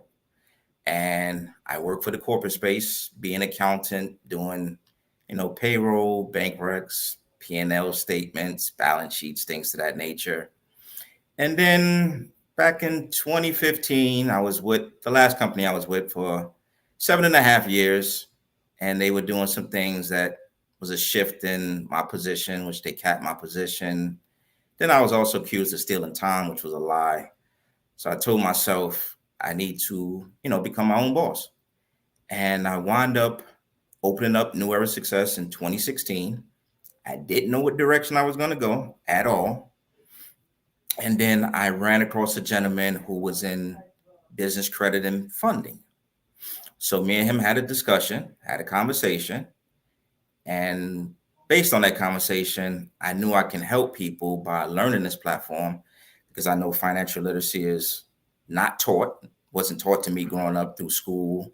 You hear a little bit about it from your parents and things of that nature, but not in great depth for the community to really know what credit is and understand it and really build on it. So with working with him, I did that for a while, and I wound up moving away from his company and going to another company, being an affiliate, and started learning how to build business credit solely off my EIN. Through that journey, I noticed that a lot of business owners didn't have great personal credit, which we all know if you need credit in this world. So I started adding different services on, such as helping people remove derogatories from their personal credit profile, because it's much needed nowadays. I'd added business funding, and I also added equipment financing to my business, because a lot of people wanted to become truckers, so they wanted to get their truck financed. A lot of people wanted to open up medical offices, or medical equipment was needed. So we can help with those type of things.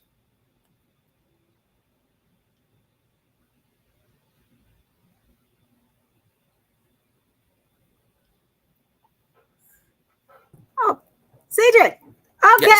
Yes. So let's chat a little bit, listening to you on your journey to this and funding. So hold on. Let me just adjust my volume so you can hear me. Can you hear me okay? I can hear you clear. Okay. Great. So just to reiterate, in case I missed a piece, because I had to turn away for a second. No problem. So from accounting, you met with someone who was helping you to get funding. Yes. Let's talk about that a little bit as an entrepreneur. Yes. Because every entrepreneur needs some form of funding. Yes. I'm an entrepreneur. I'm a personal finance consultant. I work with working with people on an everyday basis. Correct. And though I'm able to work from home. Right.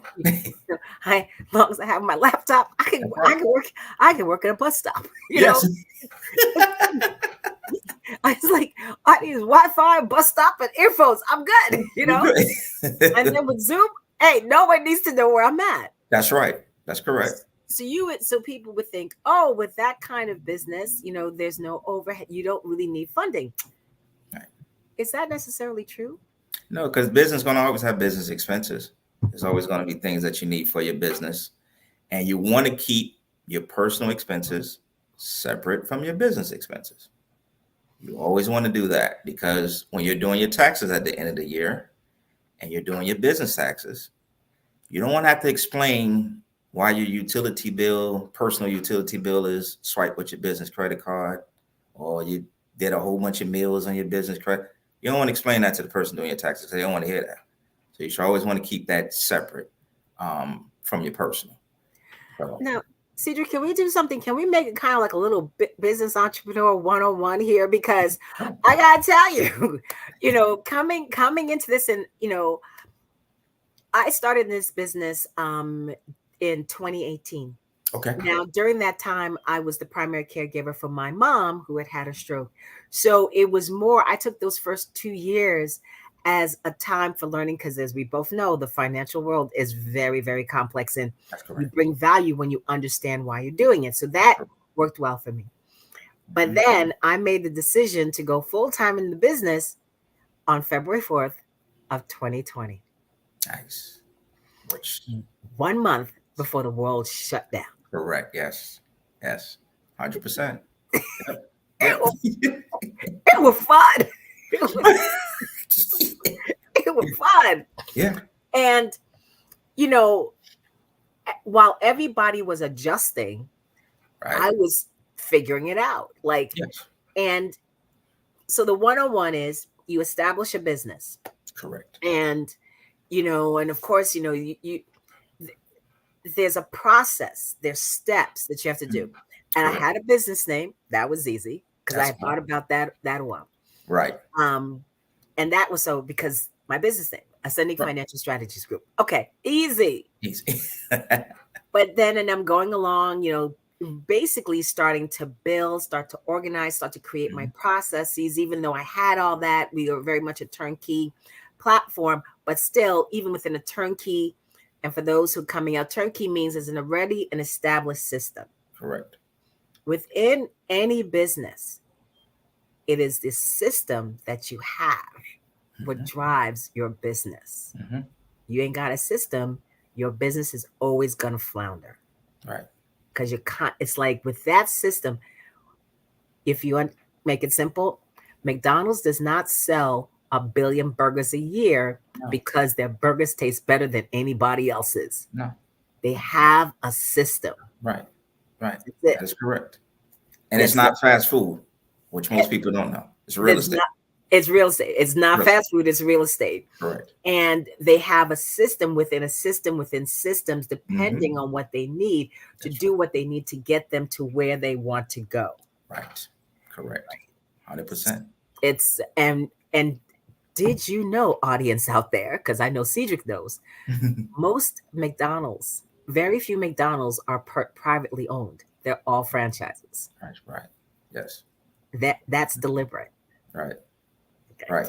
100%. So it's 100%. So you systems. So here I am trying to figure out my systems and process and systems are not the same thing. I learned that hard way. Not the same thing. The process is what makes the systems go, you know, all those little things.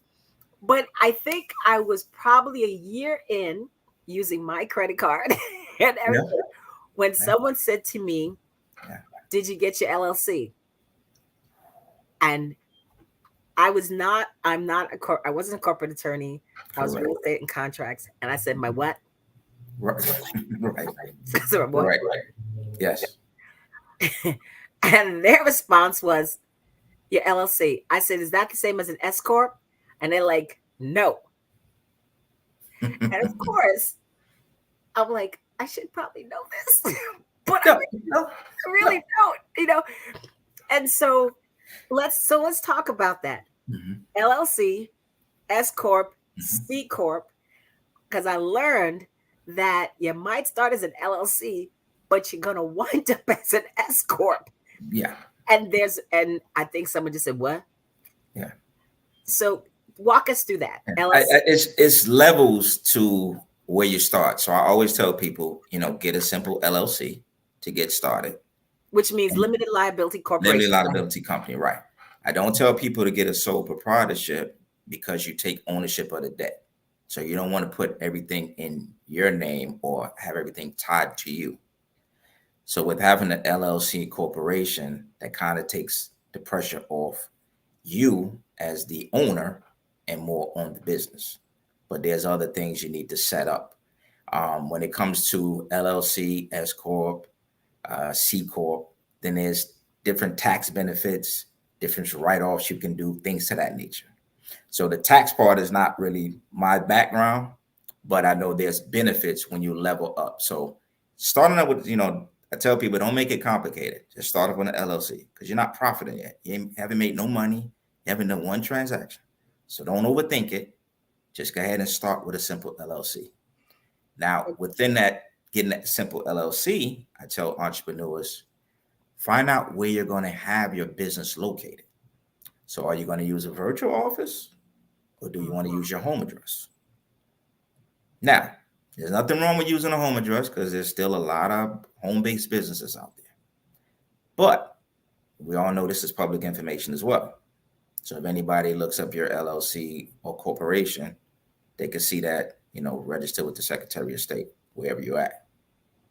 So I tell people, hey, start off with using your home address if you don't have the money saved up, because virtual offices cost $50 a month, adds up to $600 a year. So if you don't really have it to spare, don't beat yourself up, because everything is steps when it's building up a business. Because there's website costs that you need. I was just telling a young lady 2 days ago, because she been established but don't have a website. So I said, you don't understand how much money you may have been missed out on, not having a website. Yeah.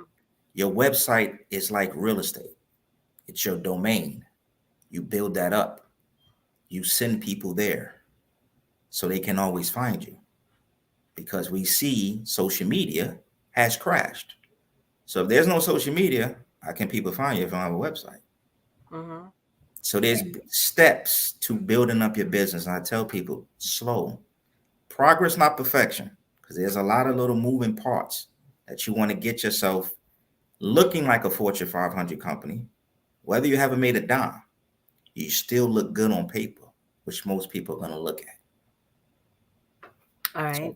And that's great events, because I think one of the biggest challenges that all entrepreneurs face, and those who are there to assist entrepreneurs in the long term, is what we're constantly bombarded on social media with. I make $16,000 a week. Yes. I only work 2 hours a day. Yes. And I am, and if you want to be like me, this is what you do. And I'm sitting there going, you sell crack, don't you? That's the only way you're doing this. And they make it seem that having a 6-7 figure income Yes. is so simple. Yes. That you can wake up in the morning and in 3 months, Yeah. you're driving a Maybach. Yeah. And they don't tell the backstory. They don't tell them, I've been in business 8 years and I got to this point now. Because I can tell people the last 2 years wasn't the best for me. I took a major hit in 2021. So I'm rebuilding the business. And these things happen. When you make an investment here, or you do this, or you do a bad business deal, or you work with these people, things happen. Mm-hmm. So at the end of the day, and that's why I tell people, don't listen to everybody on social media. Because everybody's not going to tell you the backstory on how they came up to making $10,000 a month, $8,000 a month, $20,000 a month. It doesn't happen. Yeah. And the infamous thing I used to always hear is, I'll get you $20,000 off your EIN. No bank is not going to allow you to walk into their bank, show an EIN that has probably made no money or a little bit of money, and just let you walk out with $20,000. It doesn't happen like that. You don't have any credit. You don't have nothing. You don't have anything to show them how they're going to get their money back. Right. And that is unfortunately the world you live in, because, and the other thing is this. Microsoft has been around for, let me see, it's got to be 40 years now, because I remember when Microsoft rolled out. We remember. Yeah, correct.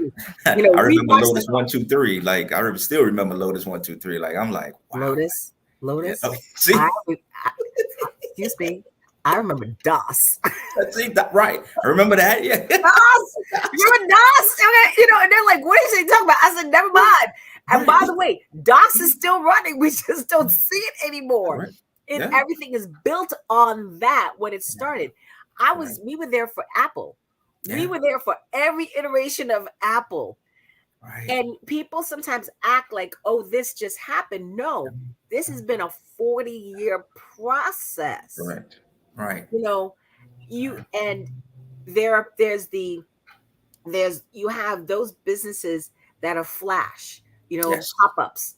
They show up like how you have it, like the Halloween pop-up. When they show up, Halloween, then they go away. They have the Correct. Christmas pop-up. They go away, and for 1 year, you don't see them. They may Right. go into a different pop-up, but they actually are building a long-term popping up. You know, they don't do a brick and mortar all year round. They don't Right. do that. They pop up for Halloween and then they pop out, you know? Right. But it all is taking thought and what is the idea, what is the vision you have, and how long is it going to get there? Right. But we unfortunately live in a society that says, I remember when I started this. Yes. And I had people say to me, if you're not making 6 figures in 3 months, you're wasting your time. Wow. And that really impacted me. I never thought about it. I realized it took me a while to realize. And then I had a revelation. When you were working in corporate America, it took you 3 months to figure out where the bathroom, I'm exaggerating, but where the bathroom was. Well, let's take it a step further. You was on a 90-day probationary period before you knew you was going to keep that job. Yeah. So at the end of the day, it's like make 100,000 in 3 months. Like, what in your life have you can't lose weight in 3 months. You used to not be able to build a house in 3 months. Now you can build it in 3 days. Right. But anything that's going to last is going to take time to develop as you build your expertise. Right. So this belief that you can go from 0 to here in 3 months. Can it happen? Yes, it happens all the time. We see it. Right. But is it the norm? Right. There you go. You know, is it the norm? And the answer is no. And so when you're talking with somebody, what do you say to them when they're like, so Cedric, you know, I need to be able to do this in 3 months. So what are you going to tell? How can I do this so I can get this in 3 months? And I just tell them I'm not the right consultant to talk to. I say we can go watch Power together, and I can show you how to do that. Like, yeah. I can show you the illegal way, but the legal way, it's not the norm for everybody, especially depending on what industry you're in. Yeah. You know, so at the end of the day, if you got a bunch of houses that you got lined up where you know people are gonna buy these after you rehab them and things of that nature, and you got that process, you probably can make 100,000 in those 3 months, but that's not the norm for everybody. You know, I tell them this world wasn't built in one day. It took time. There were systems and processes, as you said earlier, that had to work to build this out decades later. So business is the same way. Yep. There's a lot of backstory that you don't see. Right. And so now you've walked them here. That's your LLC. And they're like, okay. And now they say to you, okay, I got my LLC. Is someone going to give me money? Right. No. Right. So walk us through. I've come to you. I'm like, I got a business. I got an LLC. Correct. What now? So here's next. First thing, EIN, 9-digit number, federal employer tax number. So that's step number 2. Step number 3, as I tell people, need a website. Set the foundation. You can send people there and you can grow your business through there. Professional email, which a lot of people don't understand, is have a professional email. Yahoo, Gmail, AOL, those are not professional emails. If you own the right, or if you're paying for your domain, GoDaddy, Gmail, they have platforms where you can set up a professional name, where your company name is after the @ symbol. So like my business, my company is New Era Success. My website is newerasuccess.com. My email is cbutler@newerasuccess.com. It makes you look like a Fortune 500 company. Okay. Coca-Cola doesn't use Yahoo or Gmail. Pepsi doesn't use Yahoo or Gmail. They have support at Coca-Cola, help at Coca-Cola. This is how you build yourself to a Fortune 500. So you want to set the foundation as a business owner. Everybody wants to rush to make money. I get it. We got bills to pay. We got to do certain things, family to take care of. Understandable. But we have to take time with setting our foundation and getting the foundation right, getting our paperwork and structure proper. Then we can go on to, because we're going to you wear many hats. You're your tax person. You're your social media guru. You're your account. Because you're not making money. But when you start setting the foundation and you start making that money, then I could say, let me get somebody to do my books. Let me get somebody to do my taxes. Let me have somebody to help me market more so I can make more money. So Everything is steps. So here's something interesting. So you're brand new into the business, and I'm walking you through my journey now. I was like, okay, I made the decision, and prior to 2020, we have an office, we have a whole process and a system for meeting clients, etc. And matter of fact, I had, you're getting out there, you're meeting people, you're talking to people. Yes, people, trust me. No, people will not do, especially in the world of finance. They will only do business with you if they trust you, because to really serve someone has to feel comfortable getting financially naked with you. And they will not do that if they don't trust you. Right. Because credit, money, finances, uncomfortable conversations. Yep. And so they need to trust you. That's correct. So now here comes COVID, and everybody's shifting onto the online domain. Right. And when you are a over the kitchen table kind of business, now you've got to shift into this. And we've stayed in that shift where now it's hybrid of online and in person again, because you basically want to feel someone's essence, so to speak. Right. Yes. But all of this, whether it's the online, you're getting you're talking professionalism, we're on Zoom. There is a difference between having free Zoom that kicks off after 30 minutes and paying for Zoom. Right. So it looks like you're actually a business. Right. Correct. Nothing more embarrassing than getting kicked off because you're on free Zoom. That's correct. Right. No, true. That's true. So there's money for that. There's money for that. Now, then on top of that, marketing's not my world. Right. It's not my world. That's not my thing. Correct. And I remember at one point I was trying to do all this social media. It took me 3 hours to do one piece of content. Yeah. Whereas if I had given it to somebody who knew what they were doing, it'd taken them 10 minutes. It took me 3 hours to do one thing. Correct. So now if you know you need to market, can you do it? Right. Now, not only you got that, and your books you can do, because that's easy, because you ain't got no money, or you're, this is like, this is easy. But everybody can't. That's not everybody's thing to do books, to get quick books. They can probably do the basics, but to do like some of the back end and reconciliation, that's hard. A lot of people are going to need somebody. Yeah. And then you have a website. Are you going to maintain that website, or are you going to pay someone to right there? And we're not talking a whole lot of money here, but yes. And you want to get your professional domain through Gmail, etc. And you can say, listen, and if you can't afford a professional Gmail, that's fine.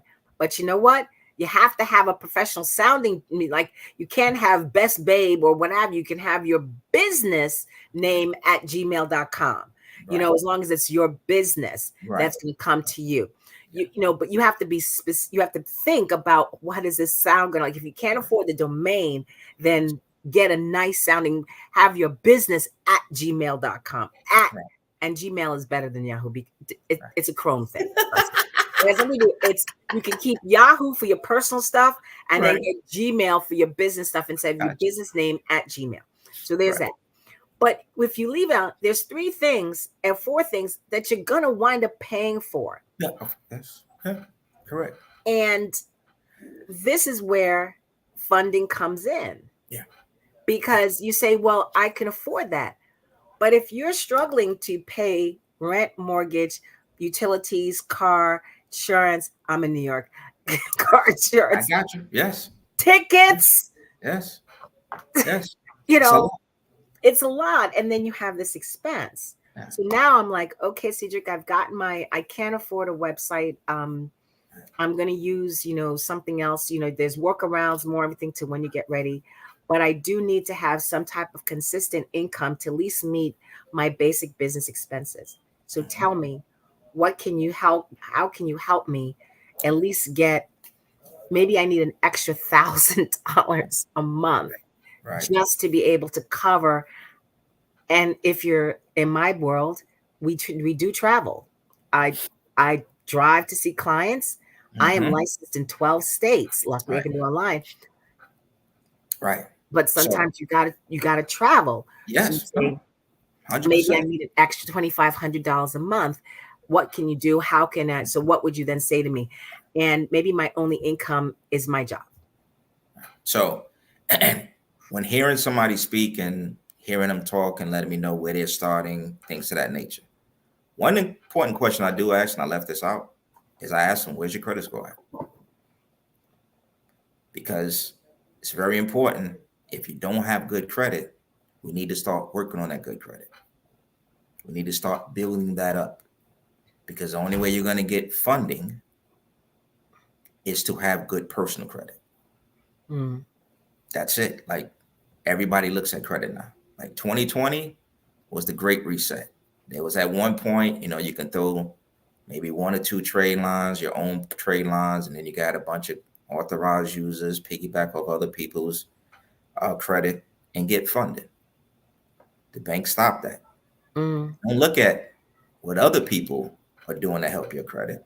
We want to see what you're doing and how responsible you are as an individual when paying your bills on time, when keeping your personal credit on point.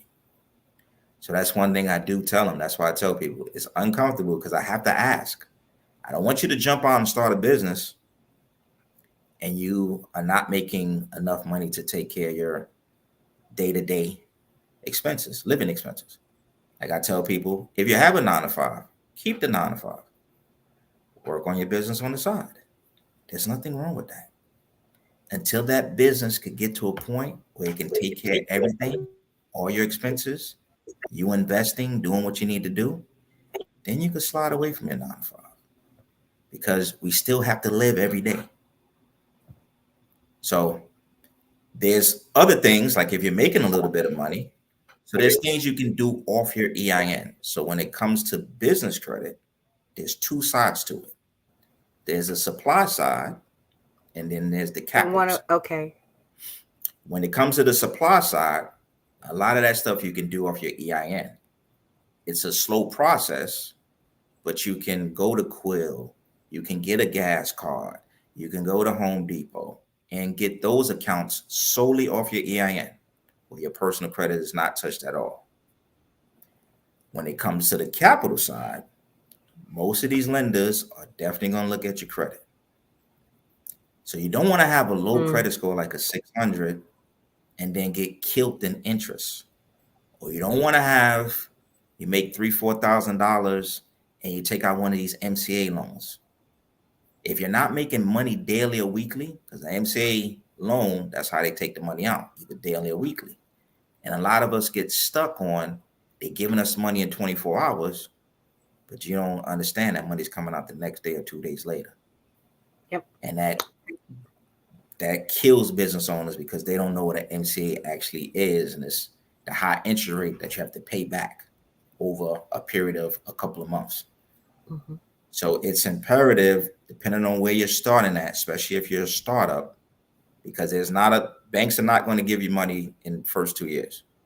There's no banks that's startup. So until 2-year period, till you have 2-year tax returns and things of that nature, that's the banks are going to look at you to give you maybe a line of credit or things of that nature.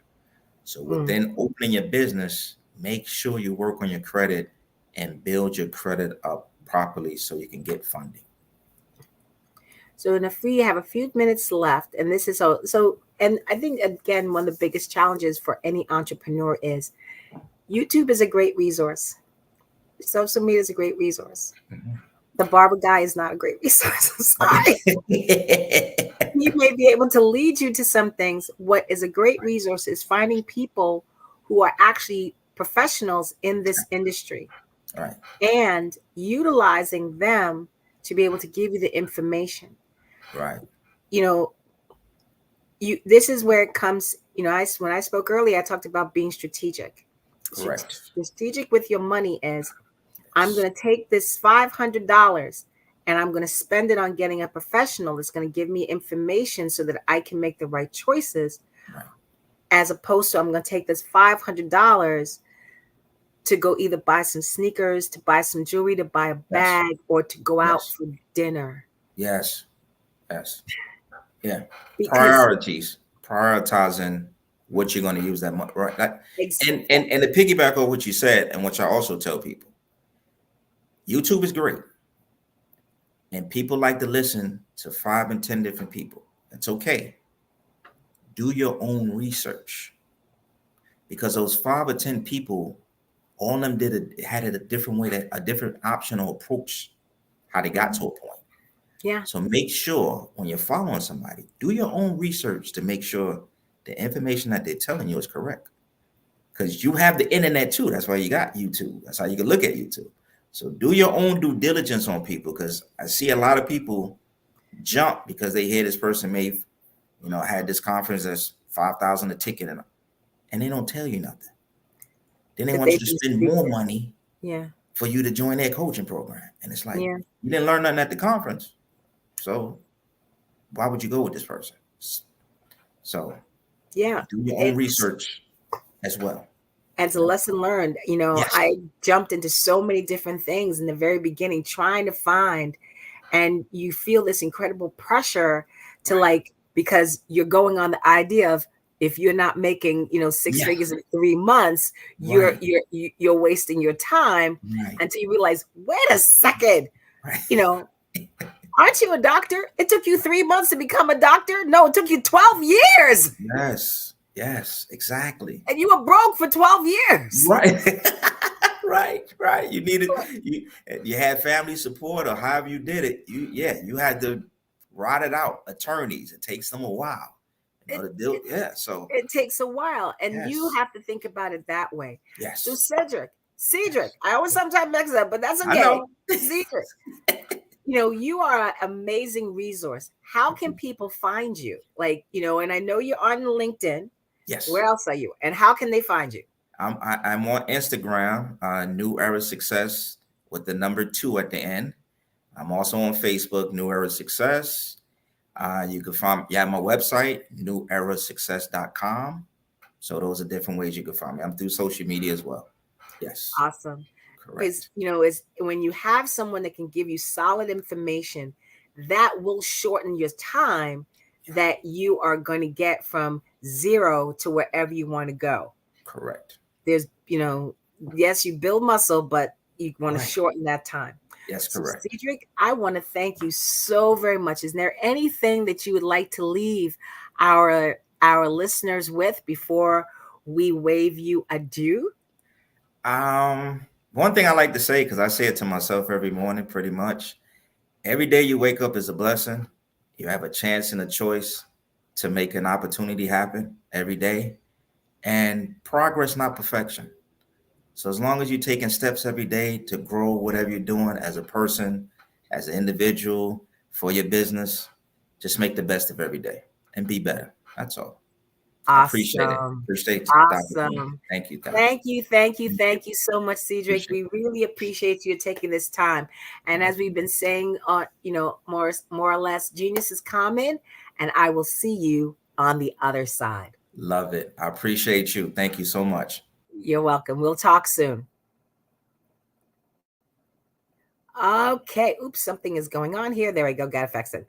So, everyone, I hope you enjoyed that time with that segment with Cedric. It is very, very important to reach out to professionals. And I want to remind people this.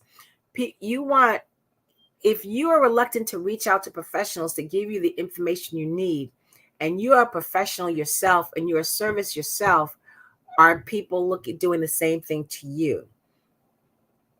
I want to repeat that. If you're reluctant to reach out to people who are professionals in services and rather just do everything yourself, do you think that your mindset is common, or do you think your mindset is singular to you because other people are trying to do the same? And we want to change that, especially within the Black Business, the Black Business Network, is to promote and encourage people to meet experts in their field, and you know that this is someone that you can reach out to be able to serve you and the community, serve you and what you're doing, and help you to grow your business. So here at the end, part of that, what we do is not only for us, but to assist young adults, high school seniors, K through 12, who are looking to be entrepreneurs, help them to be able to have this resource as well. So that's why the Black Business Expo's mission is to raise funds for high school seniors going to college, or as I said, K through 12 entrepreneurs. The Expo is a fundraiser for students. And if you're interested in donating to this, you can go to www.blackbusinessexpousa.com, or you can use Cash App, and that's on the screen now, and use $BBX USA to donate. You know, our goal is to give laptops and up to $5,000 to 10 students. Now, for a student, if you're interested in applying for the scholarship, you can apply at www.blackbusinessexpousa.com. Now, every dollar counts, so we want to remind you to donate to the scholarship, whether it's $1 or if it's $5,000, whatever you can do, it does help towards reaching our goals. And we want to thank our Black Business Expo sponsors for the month of May. We want to thank NC 100, Moody Capital Partners, Suede Soul, Lotus Richer Coaching and Training, Carolina, Virginia Minority Supplier Development Council, Step Management, The Hello LLC, Barbara H. Smith LLC, Margie McLean Foundation, Inc., Genius is Common, Earth Essentials, 5-Star BDM Media, Mullane Cheney Global, Executive Women's Success Institute, The Quality Coaching Company, Superwoman Business Services, Creative Force Studios, Lee Entertainment, Artistic App Design, and Black Business Expo USA. Genius is common, and I'll see you on the other side.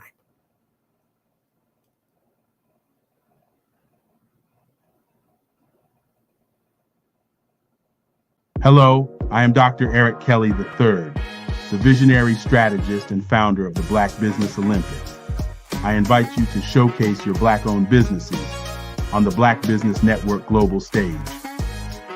The Black Business Olympics is a global Black Business Network platform that propels Black-owned businesses into the international spotlight.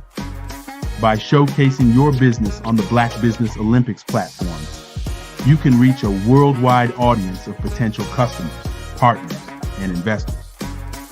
You can also establish yourself as a thought leader, an expert in your field, attract lucrative partnerships, and more speaking engagements. In addition, the Black Business Olympics platform provides a valuable opportunity to connect and collaborate with like-minded entrepreneurs and business professionals from around the world. This can lead to new business opportunities, ideas, and relationships. Finally, by sharing your story and expertise on the Black Business Olympics platform, you can inspire and empower others. This is a powerful way to make a positive impact on the world and leave a lasting legacy. If you are a Black-owned business owner, I encourage you to seize the opportunity to showcase your business on the Black Business Olympics platform. It is a once-in-a-lifetime opportunity to make an indelible mark on the world. Be one of the 1,000 visionary entrepreneurs who are changing students' lives, shaping industries, and leaving an unforgettable legacy for their families. Unleash your voice on our global stage and watch your business thrive. Black Business Olympics is one of the largest Black business showcases in the history of Black business in the world. Yes, the entire world. Just give me a call today at 919-308-9090